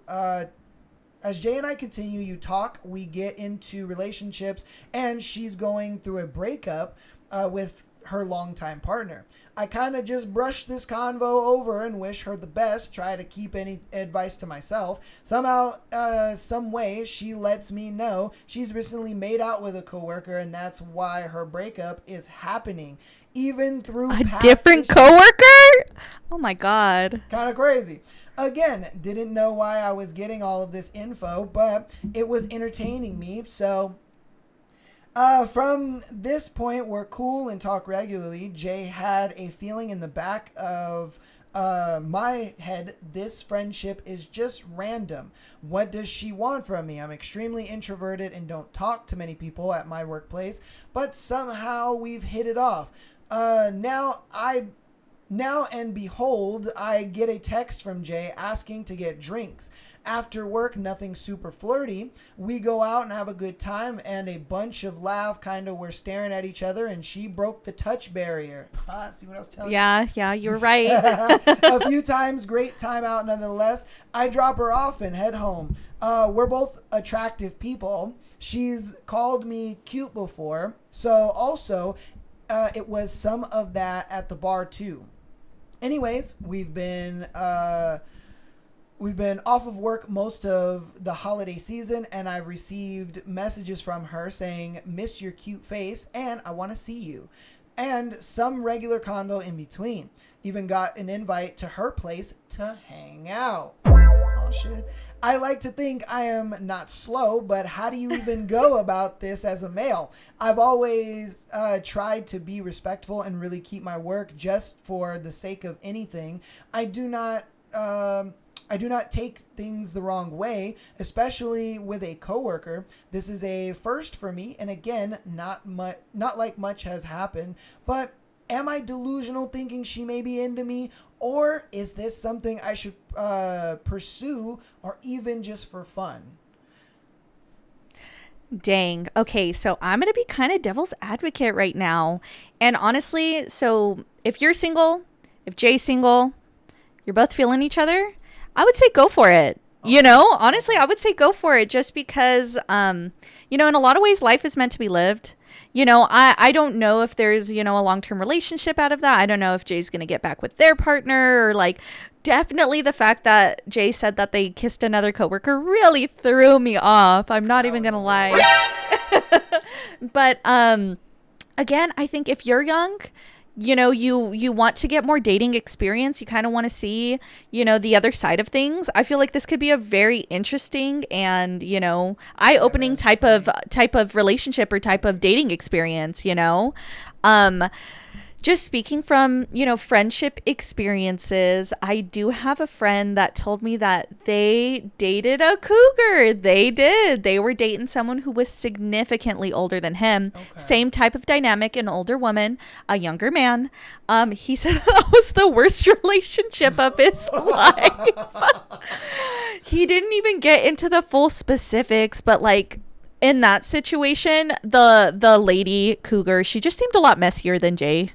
Like a lot messier. Like the stories were always super crazy. Like, you know, in my friend's case, like his cougar, she could not get enough of him. Like they were working at like an Amazon warehouse or something. Like it was just all bad. Ooh. But again, like I said, I think, you know, if you're interested, why not go for it? I'm going to be devil's advocate right now, you know, like, again, if you don't have anybody that you're currently seeing and like you just want more dating experience, you know, I think just for the fun of it, just to see kind of how it goes, see what you can learn from it. Yeah, I kind of agree. I would have given the same advice as far as just like, look, man, it's one of those things where she's older than you. It's a situation where you guys are kind of coworkers. Don't look at anything serious. Just have fun. You know what I mean? And it's one of those things where even if you guys go out and you guys get a little touchy-feely, this and that, you know what I mean, kiss on the cheek or something like that, and if she's just like, wait, hold on, you're like, no, we're just having fun. Yeah. No, we're just doing our thing. Like, just light and breezy. Yeah, this ain't really nothing, you know, let's not let this be anything serious. And I think she'd be down for that. She'd be like, oh, all right, yeah, why not? You know, you guys do a little midnight snuggle, and, you know, you do your thing. You have a lot of fun. I think, I said this earlier, you know, when I was telling you that guys psychoanalyze everything. Yes, they do. Apparently they do. They do. And just like I said, it was a thing where they went out for drinks. She touched him and he's like, oh, shit, she's into me. Everybody. And here's the thing, not to get too crazy into like women versus men or anything, but I feel like in general, as a woman, I could never do a coworker relationship. Ooh, you know, I feel like that would be just so messy, so hard. Like, I feel like so many people would kind of get the wrong idea. But I feel like for men, in a way, it kind of seems a little easier. I don't know if that's the truth, but it does seem kind of a little easier, a little more acceptable.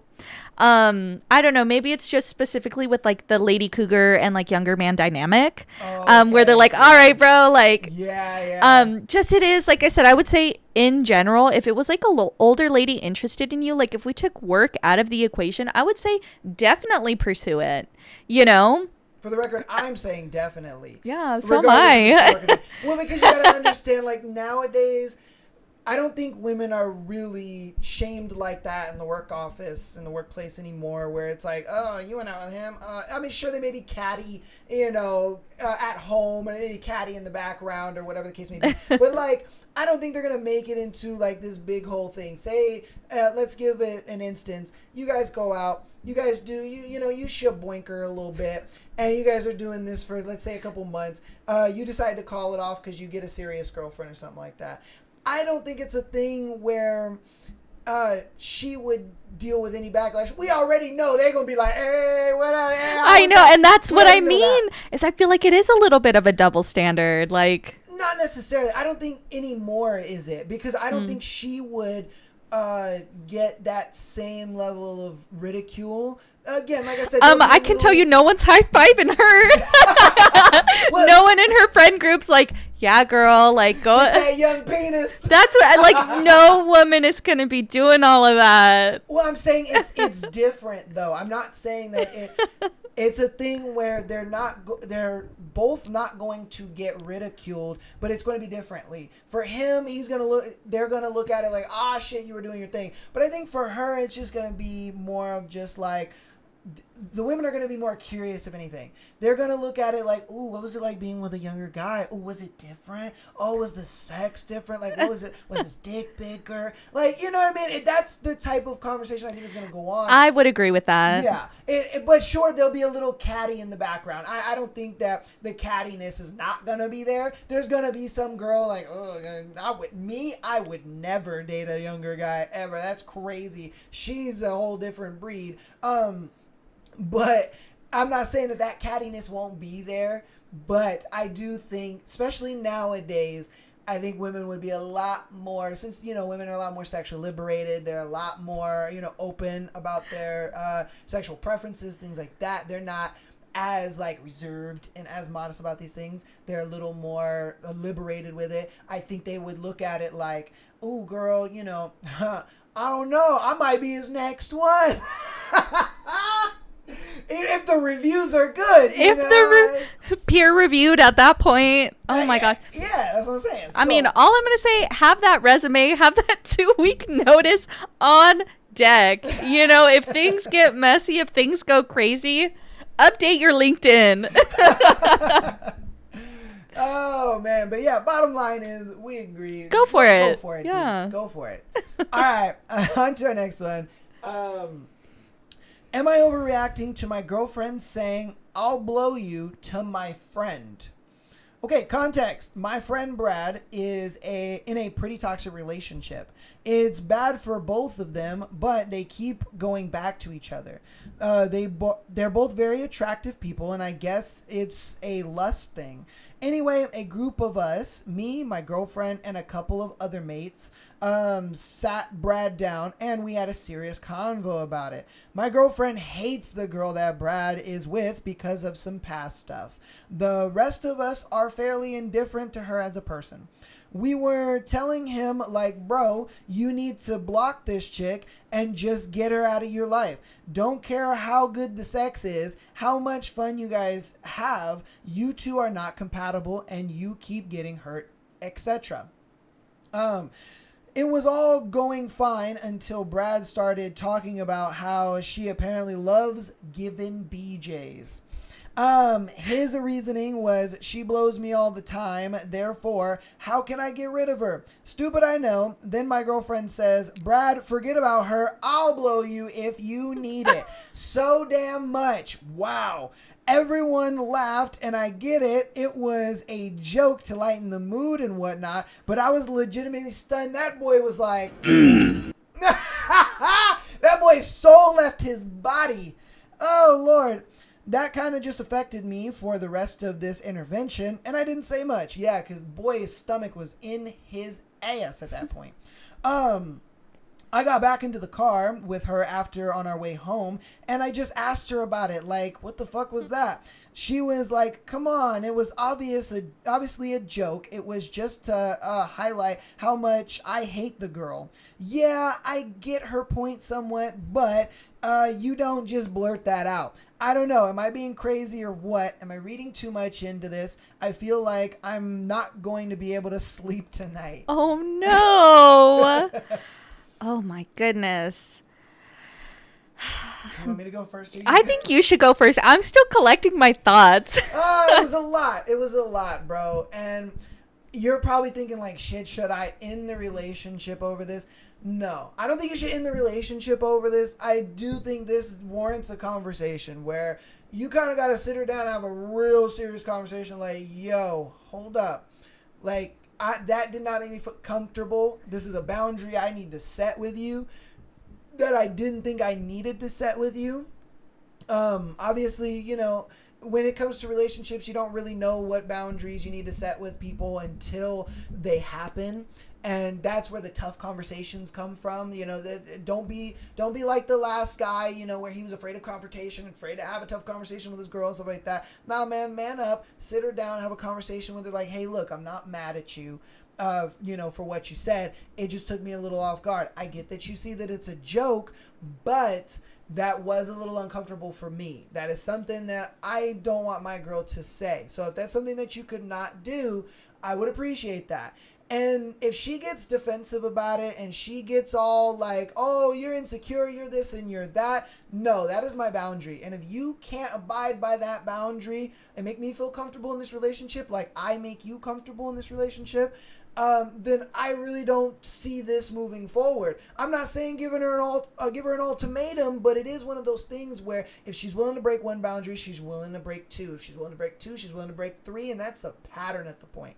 And then it gets into cheating, then it gets into infidelity, hiding things. It snowballs is my thing. So it's one of those things where, yes, sit her down, talk to her, and just let her know this is my boundary. And do not fold just because she calls you insecure. Do not fold that boundary just because she's sitting there and trying to defend it and be defensive about it. No, what she should do, if she wants this healthy relationship to continue, is she's like, you know what, babe, I hear you. I didn't know that that's how that would make you feel, and I apologize. I'm not gonna do that. I thought it was a joke in the moment. It was funny, and I thought that's how you took it. I see that you didn't take it like that. I apologize. That's how she should go about it. And you guys are all good, you know, and hopefully she never does it again because you set the boundary, but, you know, that's kind of up to you guys and in the future, but yeah. Oh my goodness. Okay, so I see it two ways. Number one is behind every joke is just a little bit of truth. Ooh.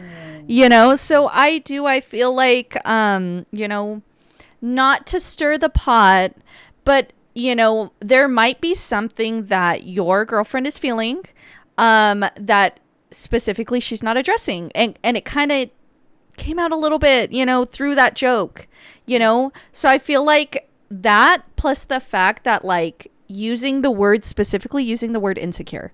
I hate that word, not because I don't think it has meaning. I think it does. But I feel like insecure is very much a deflection. You know, I feel like it's very much of like let me just throw this at you and like, you know, not really get to what it is. Like we're not getting to the true nitty gritty of it, you know? So like I said, I feel like one side of it is like, there's probably a little bit of truth behind that joke, not specifically directed at your, like your best friend specifically, like she's directly interested in him. It might just be like, okay, maybe like sexually she's like feeling something, like she maybe wants something a little more exciting. And the fact that like, okay, you know, here's this thing, you know, my boyfriend's best friend, you know, we're mutual friends, he like really likes doing, like there's like a lot of passion, a lot of interest, a lot of heat in what's going on here. You know, maybe she wants a little bit of that with you. Oh, you're saying he's a missionary humper. Well, I don't know about all of that. But like I said, I feel like there's a little bit of truth in that joke. Like maybe she just wants things to be a little more exciting, to feel a little new, you know, like it's not specifically that she might be interested in your friend. I don't think that's the case. Because then there'd be a lot more context clues as to like that being the situation. But again, I think just the conversation that was had afterwards, very much how Aaron pointed out, like, I think it's a deflection. I think if you're saying like, you're just being insecure instead of truly being like, oh my God, I'm sorry. Like, I didn't think that was how this joke was going to be interpreted or like how you were going to take this joke. And you know, if you were like genuinely apologetic or like you use that as the speaking point and being like, you know, like I said that, you know, it's not to throw shade at you, but it's because I want things to be a little more interesting. I want things to be a little more freaky or fun or whatever, you know. Again, just going back to that point, I feel like there's a little bit of truth there, you know. But honestly, talking off of your point, Aaron, I agree. Like, I'm not a big fan of ultimatums either. But I am a big fan of like, okay, fool me once, shame on you. Fool me twice, shame on me. 100%. You know, so my friend, just keep an eye on it. Like, really, if this made you feel a particular type of way and you're not satisfied with the conversation that was had afterwards, keep an eye on that. I'm not saying, let that be, front and center in your mind and how you're interacting with your girlfriend, but like, really do take a little bit of time to kind of see through things, understand things. Again, I offered that point, like, maybe try and like spice it up again a little bit between you guys. Don't let what's going on with your friend kind of like dictate your own relationships. Like, his things should, like, he's very much got to fight his battles. He's got to fight his demons. Yeah. He's got to fight off this particular demon. Yeah. Some guys have to touch the stove to realize it's hot. That's what I mean, but, like I said, maybe from like her point of view, there's like a little like, oh, I want there to be like more interest. Let's not make it toxic. I'm not a fan of making it toxic, but maybe she just wants to spice it up, and like her, not knowing how to say that, because you don't want to make your partner feel bad. Yeah. She wants but a little more than missionary and dog. maybe she just wants things to be a little more interesting, but like I said, I see it in a variety of ways, but like at the end of the day, like Erin says, don't like set that boundary. That's a firm boundary, because like I said, just from my perspective, there's a little bit of truth behind it. What that truth actually is, I think it's good to have conversations about and try to get to the bottom of that. But don't let it be a habit. Don't let it keep happening, because it's really like you can move on with someone who's not going to do those things, where you don't even have to have that conversation of like, why did you say that? Maybe somebody different would just like not even say those things in general. They would be like, oh, why don't you just go bang somebody new to the friend? Just go find somebody else. We'll help you find somebody else. Or I got a friend. That's right. I have a very willing friend or whatever, but suck the skin off your penis. Don't worry about it. We got you. Alex always says like Jack in the Box milkshakes, 'cause they're like cement. If she can get the Jack in the Box If she milkshake can up the finish straw, it. she know how to suck it, baby. Oh man, Those things are like cement. Oh, that is crazy. You go on a first date. You know what? This first date has been great. Go ahead and suck on that for me real quick. Oh my god. But yeah, man. Yeah. All we're saying, dude, is you set the boundary, you communicate. Don't be that guy that just lets it fall by the wayside. No, never. Communicate with your girl, man. And get a little freaky in the bed every once in a while, bro. Yeah. Have a little spontaneous sex. Catch her in the kitchen a little bit, Because it's one of these things where what I've learned in a relationship is that sex gets stagnant very fast. Very fast. Especially if you're the type of person that, you have a high libido. Because I'm the type of person, when I'm in a relationship, bro, we're talking 5 times, 6 times in a week. I got to be in there, girl. And to me, I look at it like it's because I always want my partner to feel like I am attracted to her and inside interested out. in them. Exactly. Yeah. Like you're what you feel is imperfect about yourself, I find perfect. You think you got a pudgy tummy? Nah, I ain't worried about that.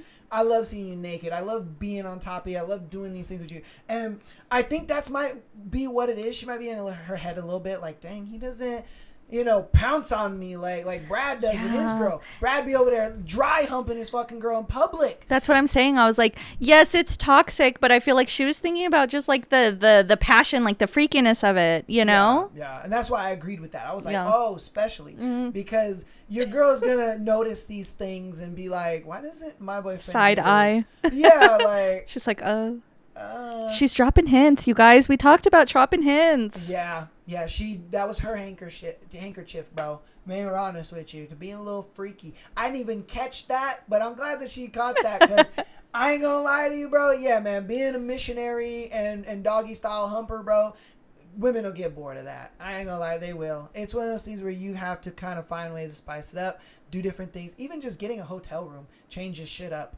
All right, that changes shit up big time. And so, and don't be afraid to add some little vibration in there. I used to be the type of guy, right, where I didn't think like I needed toys. I was like, girl, man, my tongue, my fingers, and my penis are enough.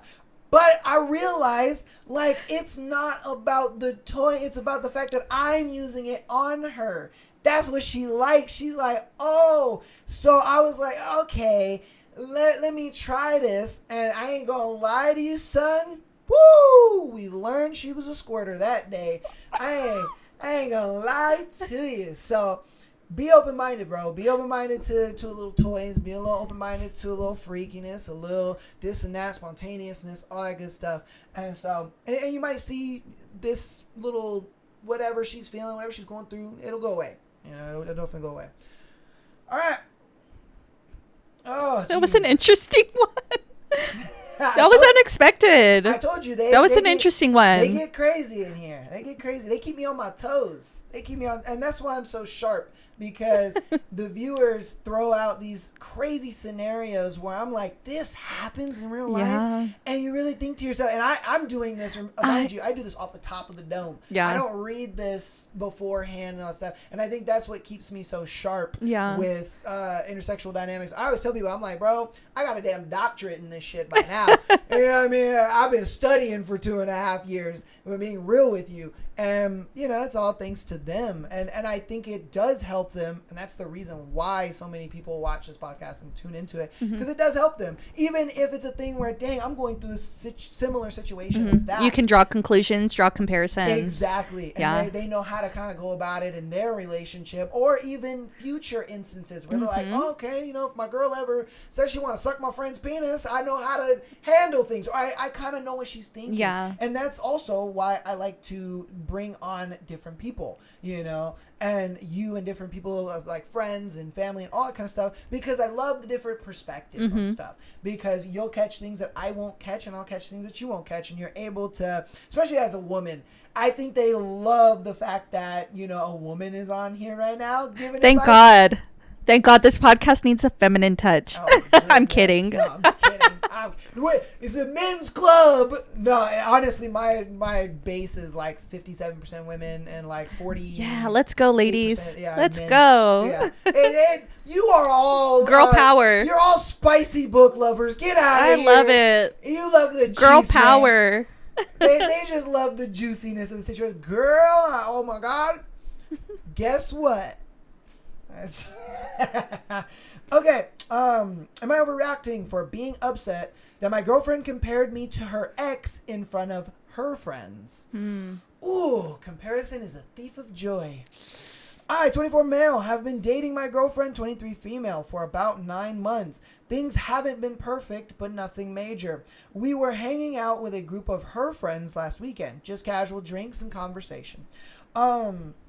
Some joked about how first relationships are always the messiest. And my girlfriend laughed and said, yeah, at least I learned what I actually want now.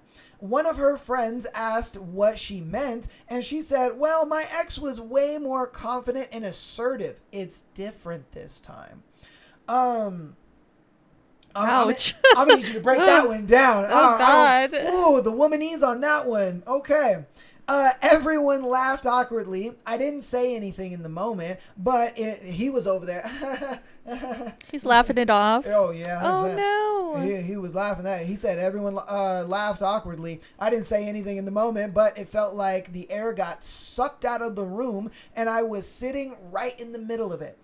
She noticed my reaction and added, I didn't mean it in a bad way. But her friend said something like, yeah, different always doesn't mean worse, which honestly the friend's making it worse. Yeah, I love how you The friend made it worse. Later, Why when would you say that? we were alone, I told her that comparing me to her ex in front of people was hurtful and embarrassing. She immediately got defensive and said I was being insecure and that she was just being honest. She also said that if I am confident in myself, a comment like that shouldn't bother me, and that I made things uncomfortable by sulking afterwards. Now she's acting cold and says I'm making a big deal out of nothing. I can't shake the feeling that this crossed a boundary of mine. Am I overreacting? I don't think you are. Nah, fam, not at all. And it's funny because we just talked about this in the previous one. We just talked about if you set a boundary, you communicate with her, she says you're insecure.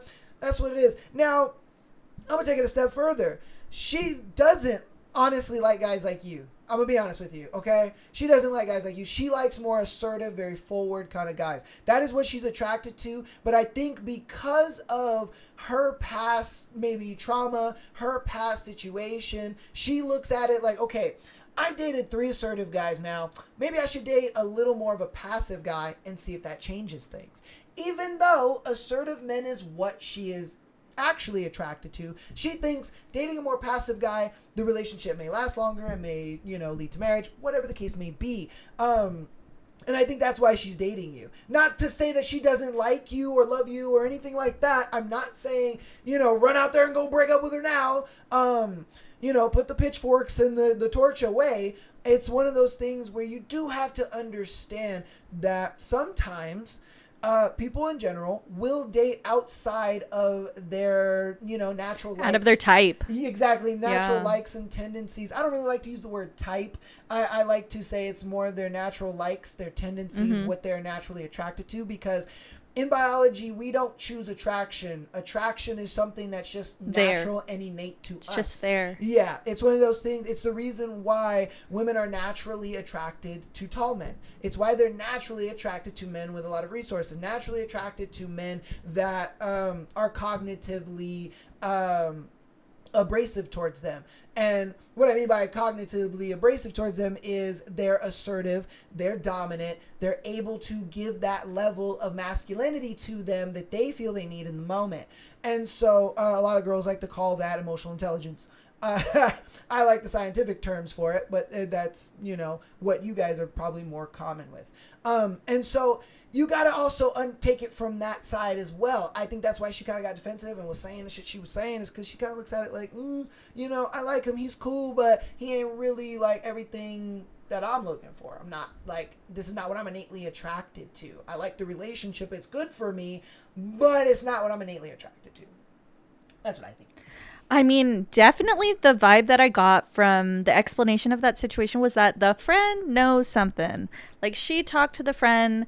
They were having probably some type of discussion, maybe multiple discussions about like what went on in that past relationship and like how things were with her previous person, with her ex. And here's the thing.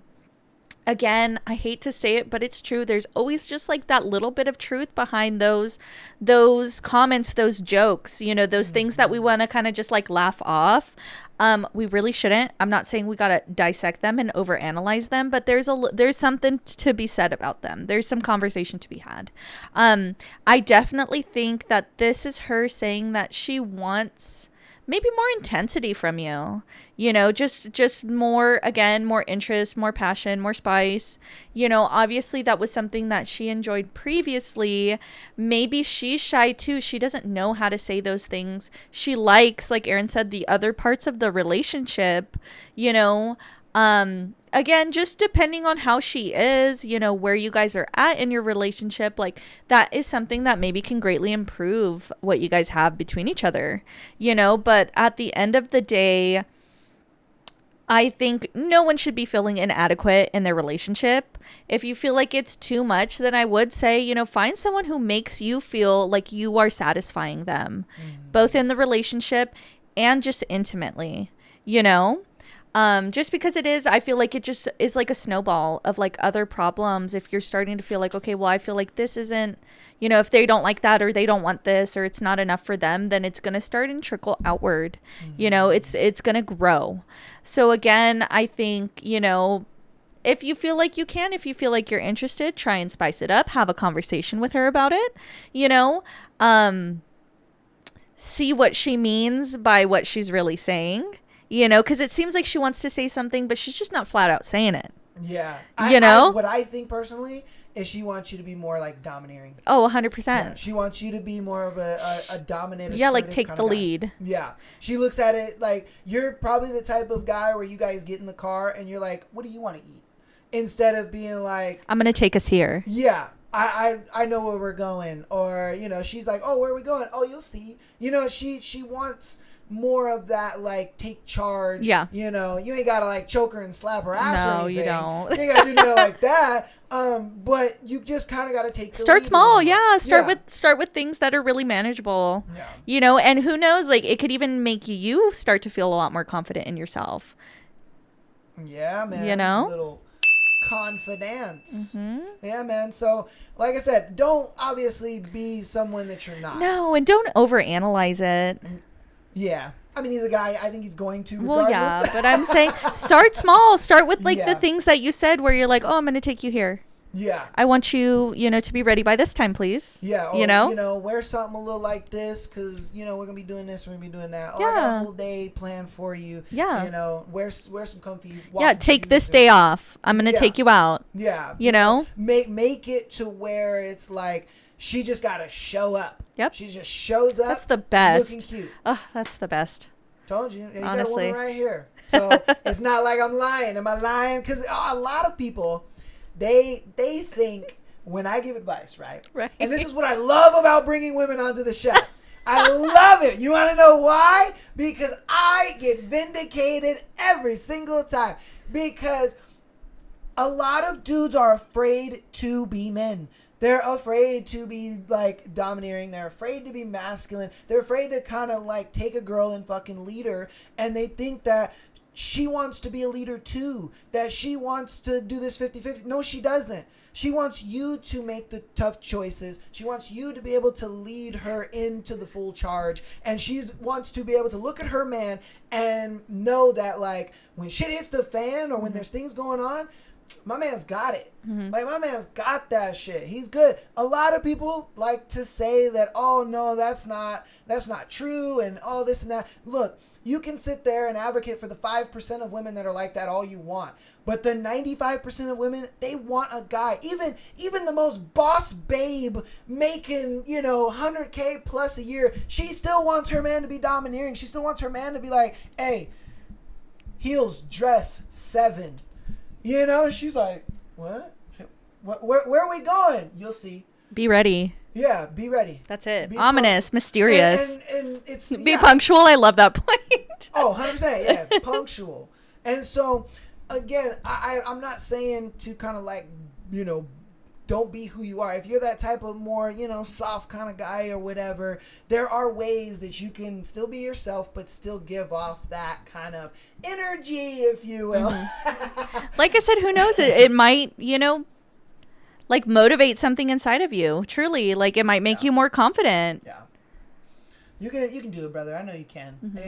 I don't think this is a thing. We're where rooting for you. Yeah, this is not a thing where you should break up with her or anything no. like that. It's a simple fact of you need to kind of be a little more of what she's looking for in the relationship. That's kind of what it comes down to. Because if you don't, she's going to look for that in someone else. And when she does find that in someone else, then that's when you find yourself being cheated on. That's when you find yourself, looking at it like, damn, what did I do wrong? And it's not necessarily what you did wrong. It's just the fact that, like Mia said, she didn't really communicate it the way that she should have.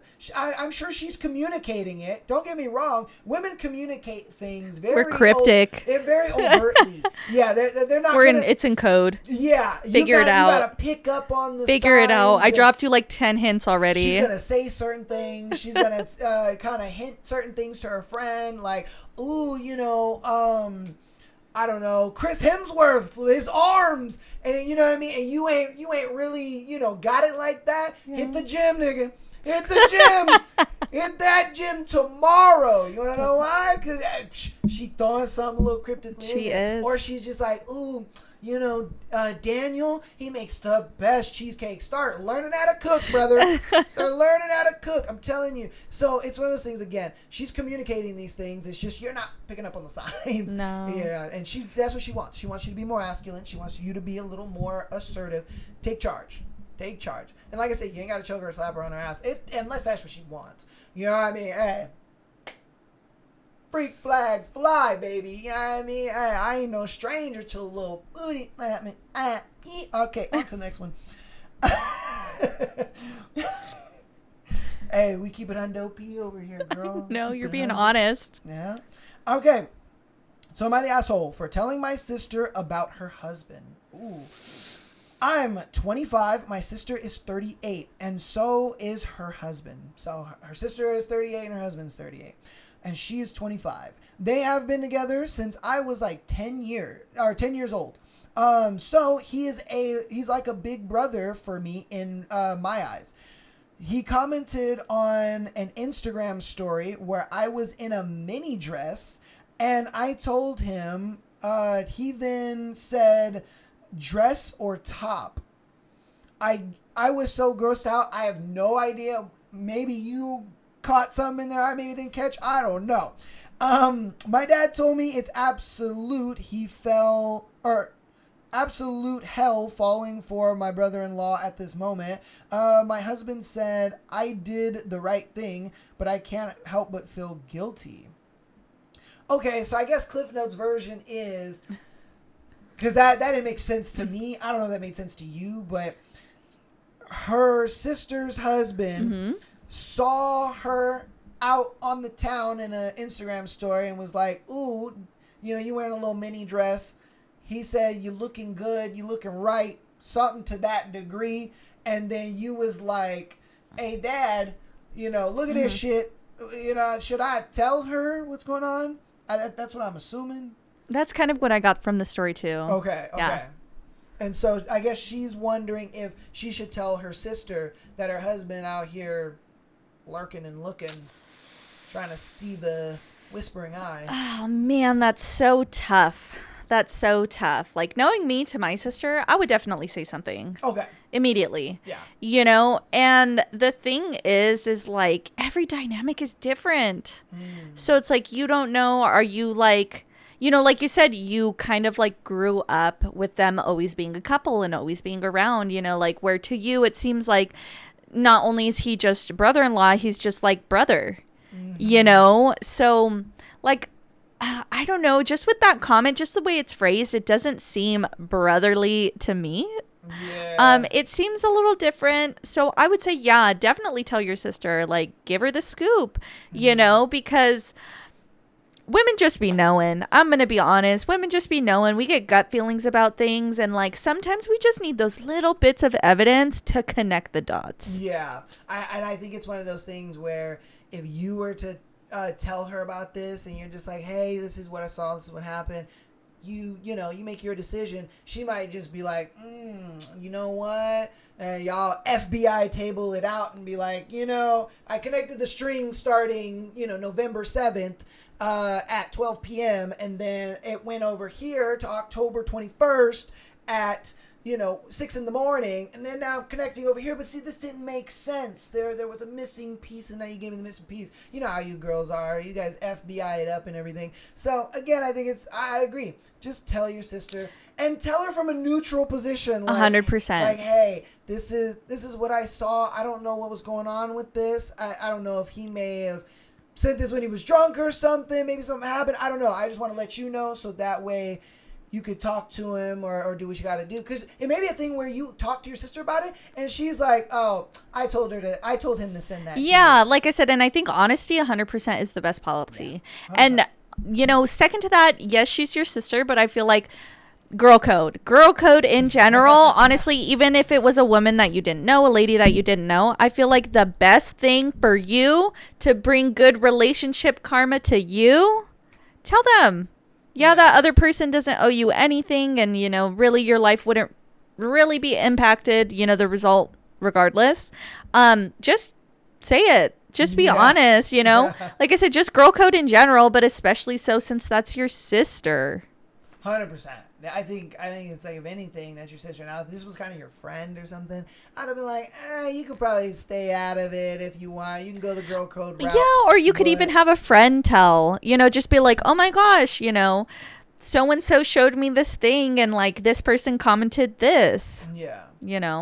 So that one's up to you, but again, I think that's the best advice for you. All right. Let's get on to our last one for today's episode. If you guys enjoyed, definitely let us know down in the comments if you've gotten this far in the episode. Thank you, love you, and appreciate you. So let's get on into the last one for today's episode. All right. My girlfriend cheated on me with someone she told me not to worry about, and everyone else knew before I did.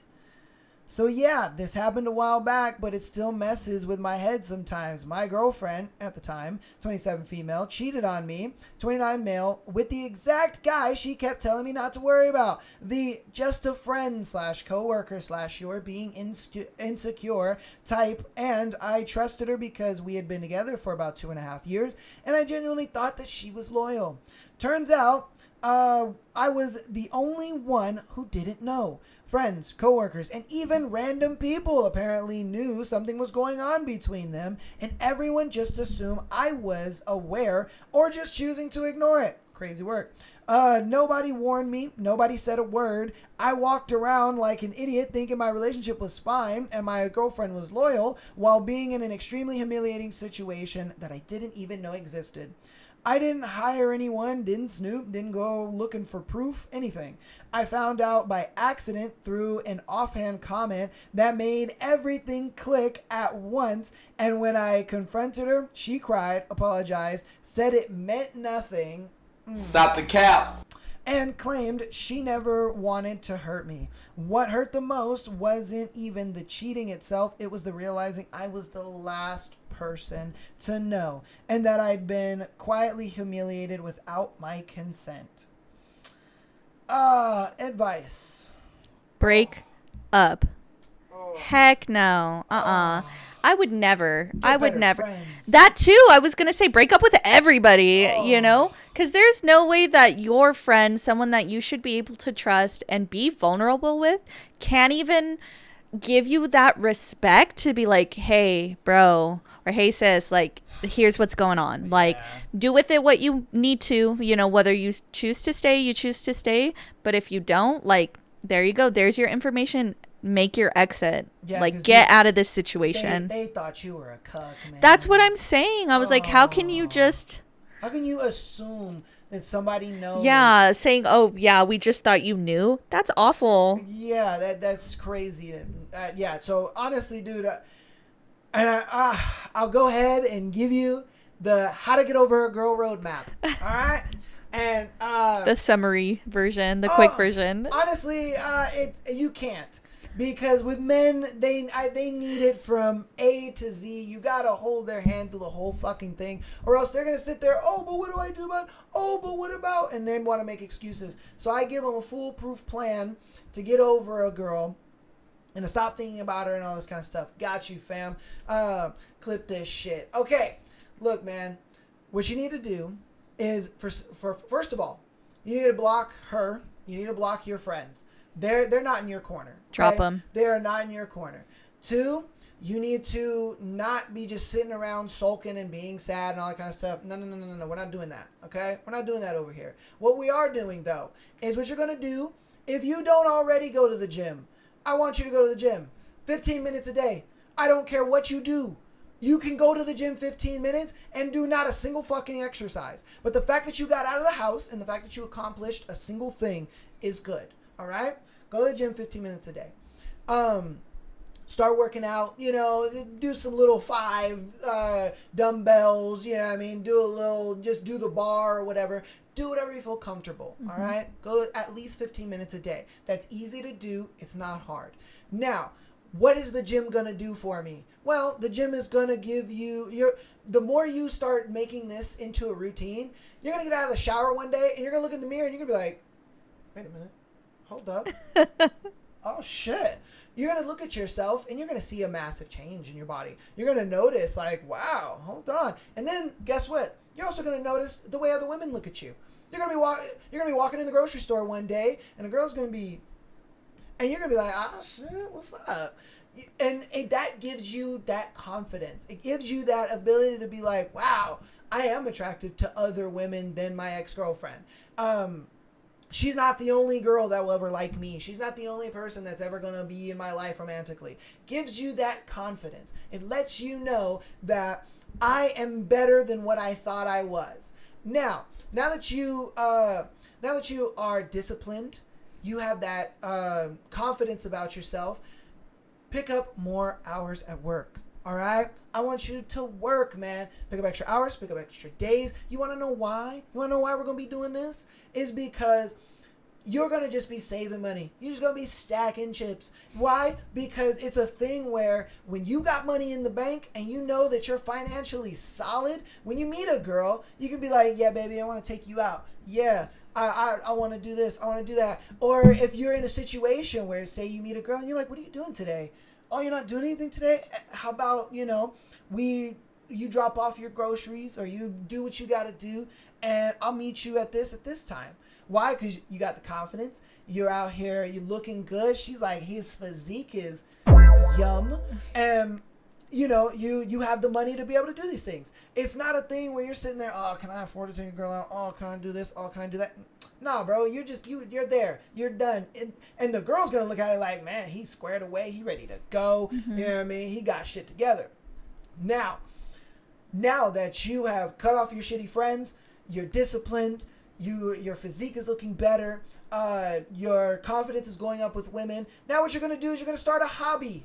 I don't care what this hobby is. I don't give a shit what it is. It could be woodworking. It could be making YouTube videos. It could be streaming. It could be going on hikes. I don't care what it is. Get a hobby. You want to know why you're going to get a hobby? Is because that is how you're going to meet new friends. That's how you're going to meet your next girlfriend. That is how you're going to start doing things. That is how you're going to start branching out and becoming this new person that you are setting yourself up to be. And once you get to that point where you have a hobby, you can get into even monetizing it. That's what I did. I did these exact steps and I am here where I am now. To where I looked at it like my fiance left me. I was sad as shit. And I was just a sack of potatoes on the couch. And then I decided, you know what? Fuck this shit. I'm gonna get in the gym. A friend of mine told me to get in the gym, and I went for 15 minutes a day. At the first 2-3 days, I didn't do shit in the gym. I just walked around, and I was kind of aimless. And I'm like, why the fuck am I here? And then one day I went ahead and picked up a dumbbell. I remember it like it's yesterday. I picked up a little 10-pound little dumbbell thing, and I sat down, and I was just like, And then my 15 minutes was up, and I was like, I'm gonna just go home, And then I just started to do that over and over and over again. I started meeting people at the gym, guys there, super nice, big ass hulking guys. Hey man, what's going on? Oh, you're in the gym. No. They'll talk to you. They're great guys. And so it's one of those things where you're kind of meeting people, you're talking to people, and then you kind of feel like, okay, I'm a little more sociable. I'm a little more this, a little more that. And then that's when you start to take it serious. Why? Because these big hulking guys that you're now friends with, they'll give you little tips. They'll help you out. Hey man, you should try this. Hey, you should try this workout. That's how I did it.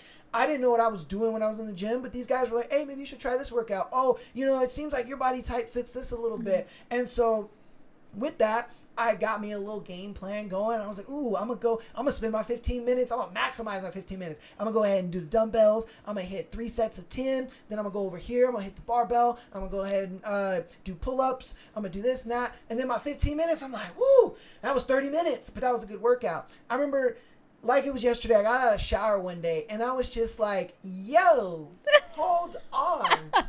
Wait a minute. And then I started wearing clothes that I used to not look good in, and I was starting to fill it out. And I'm like, wait a minute. Friends of mine were looking at me, and they're like, dude, you look good. Wow, what the heck happened to you?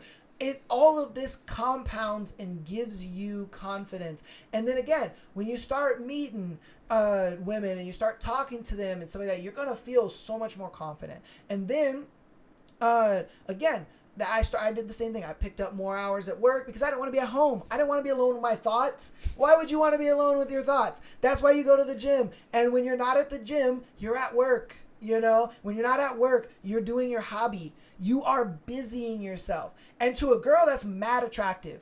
For you to be like, yeah, I go to the gym. Yeah, I got this little side thing I'm doing. I work this job, make this and that, whatever. You just kind of are able to show her like, damn, dude's out here doing his thing. Like, man, wow, the guy's going somewhere. He has ambition. He has drive. He has that innate thing that I want in him. I like it. I want it. And now what you have become is what I like to call the well-rounded man. Why?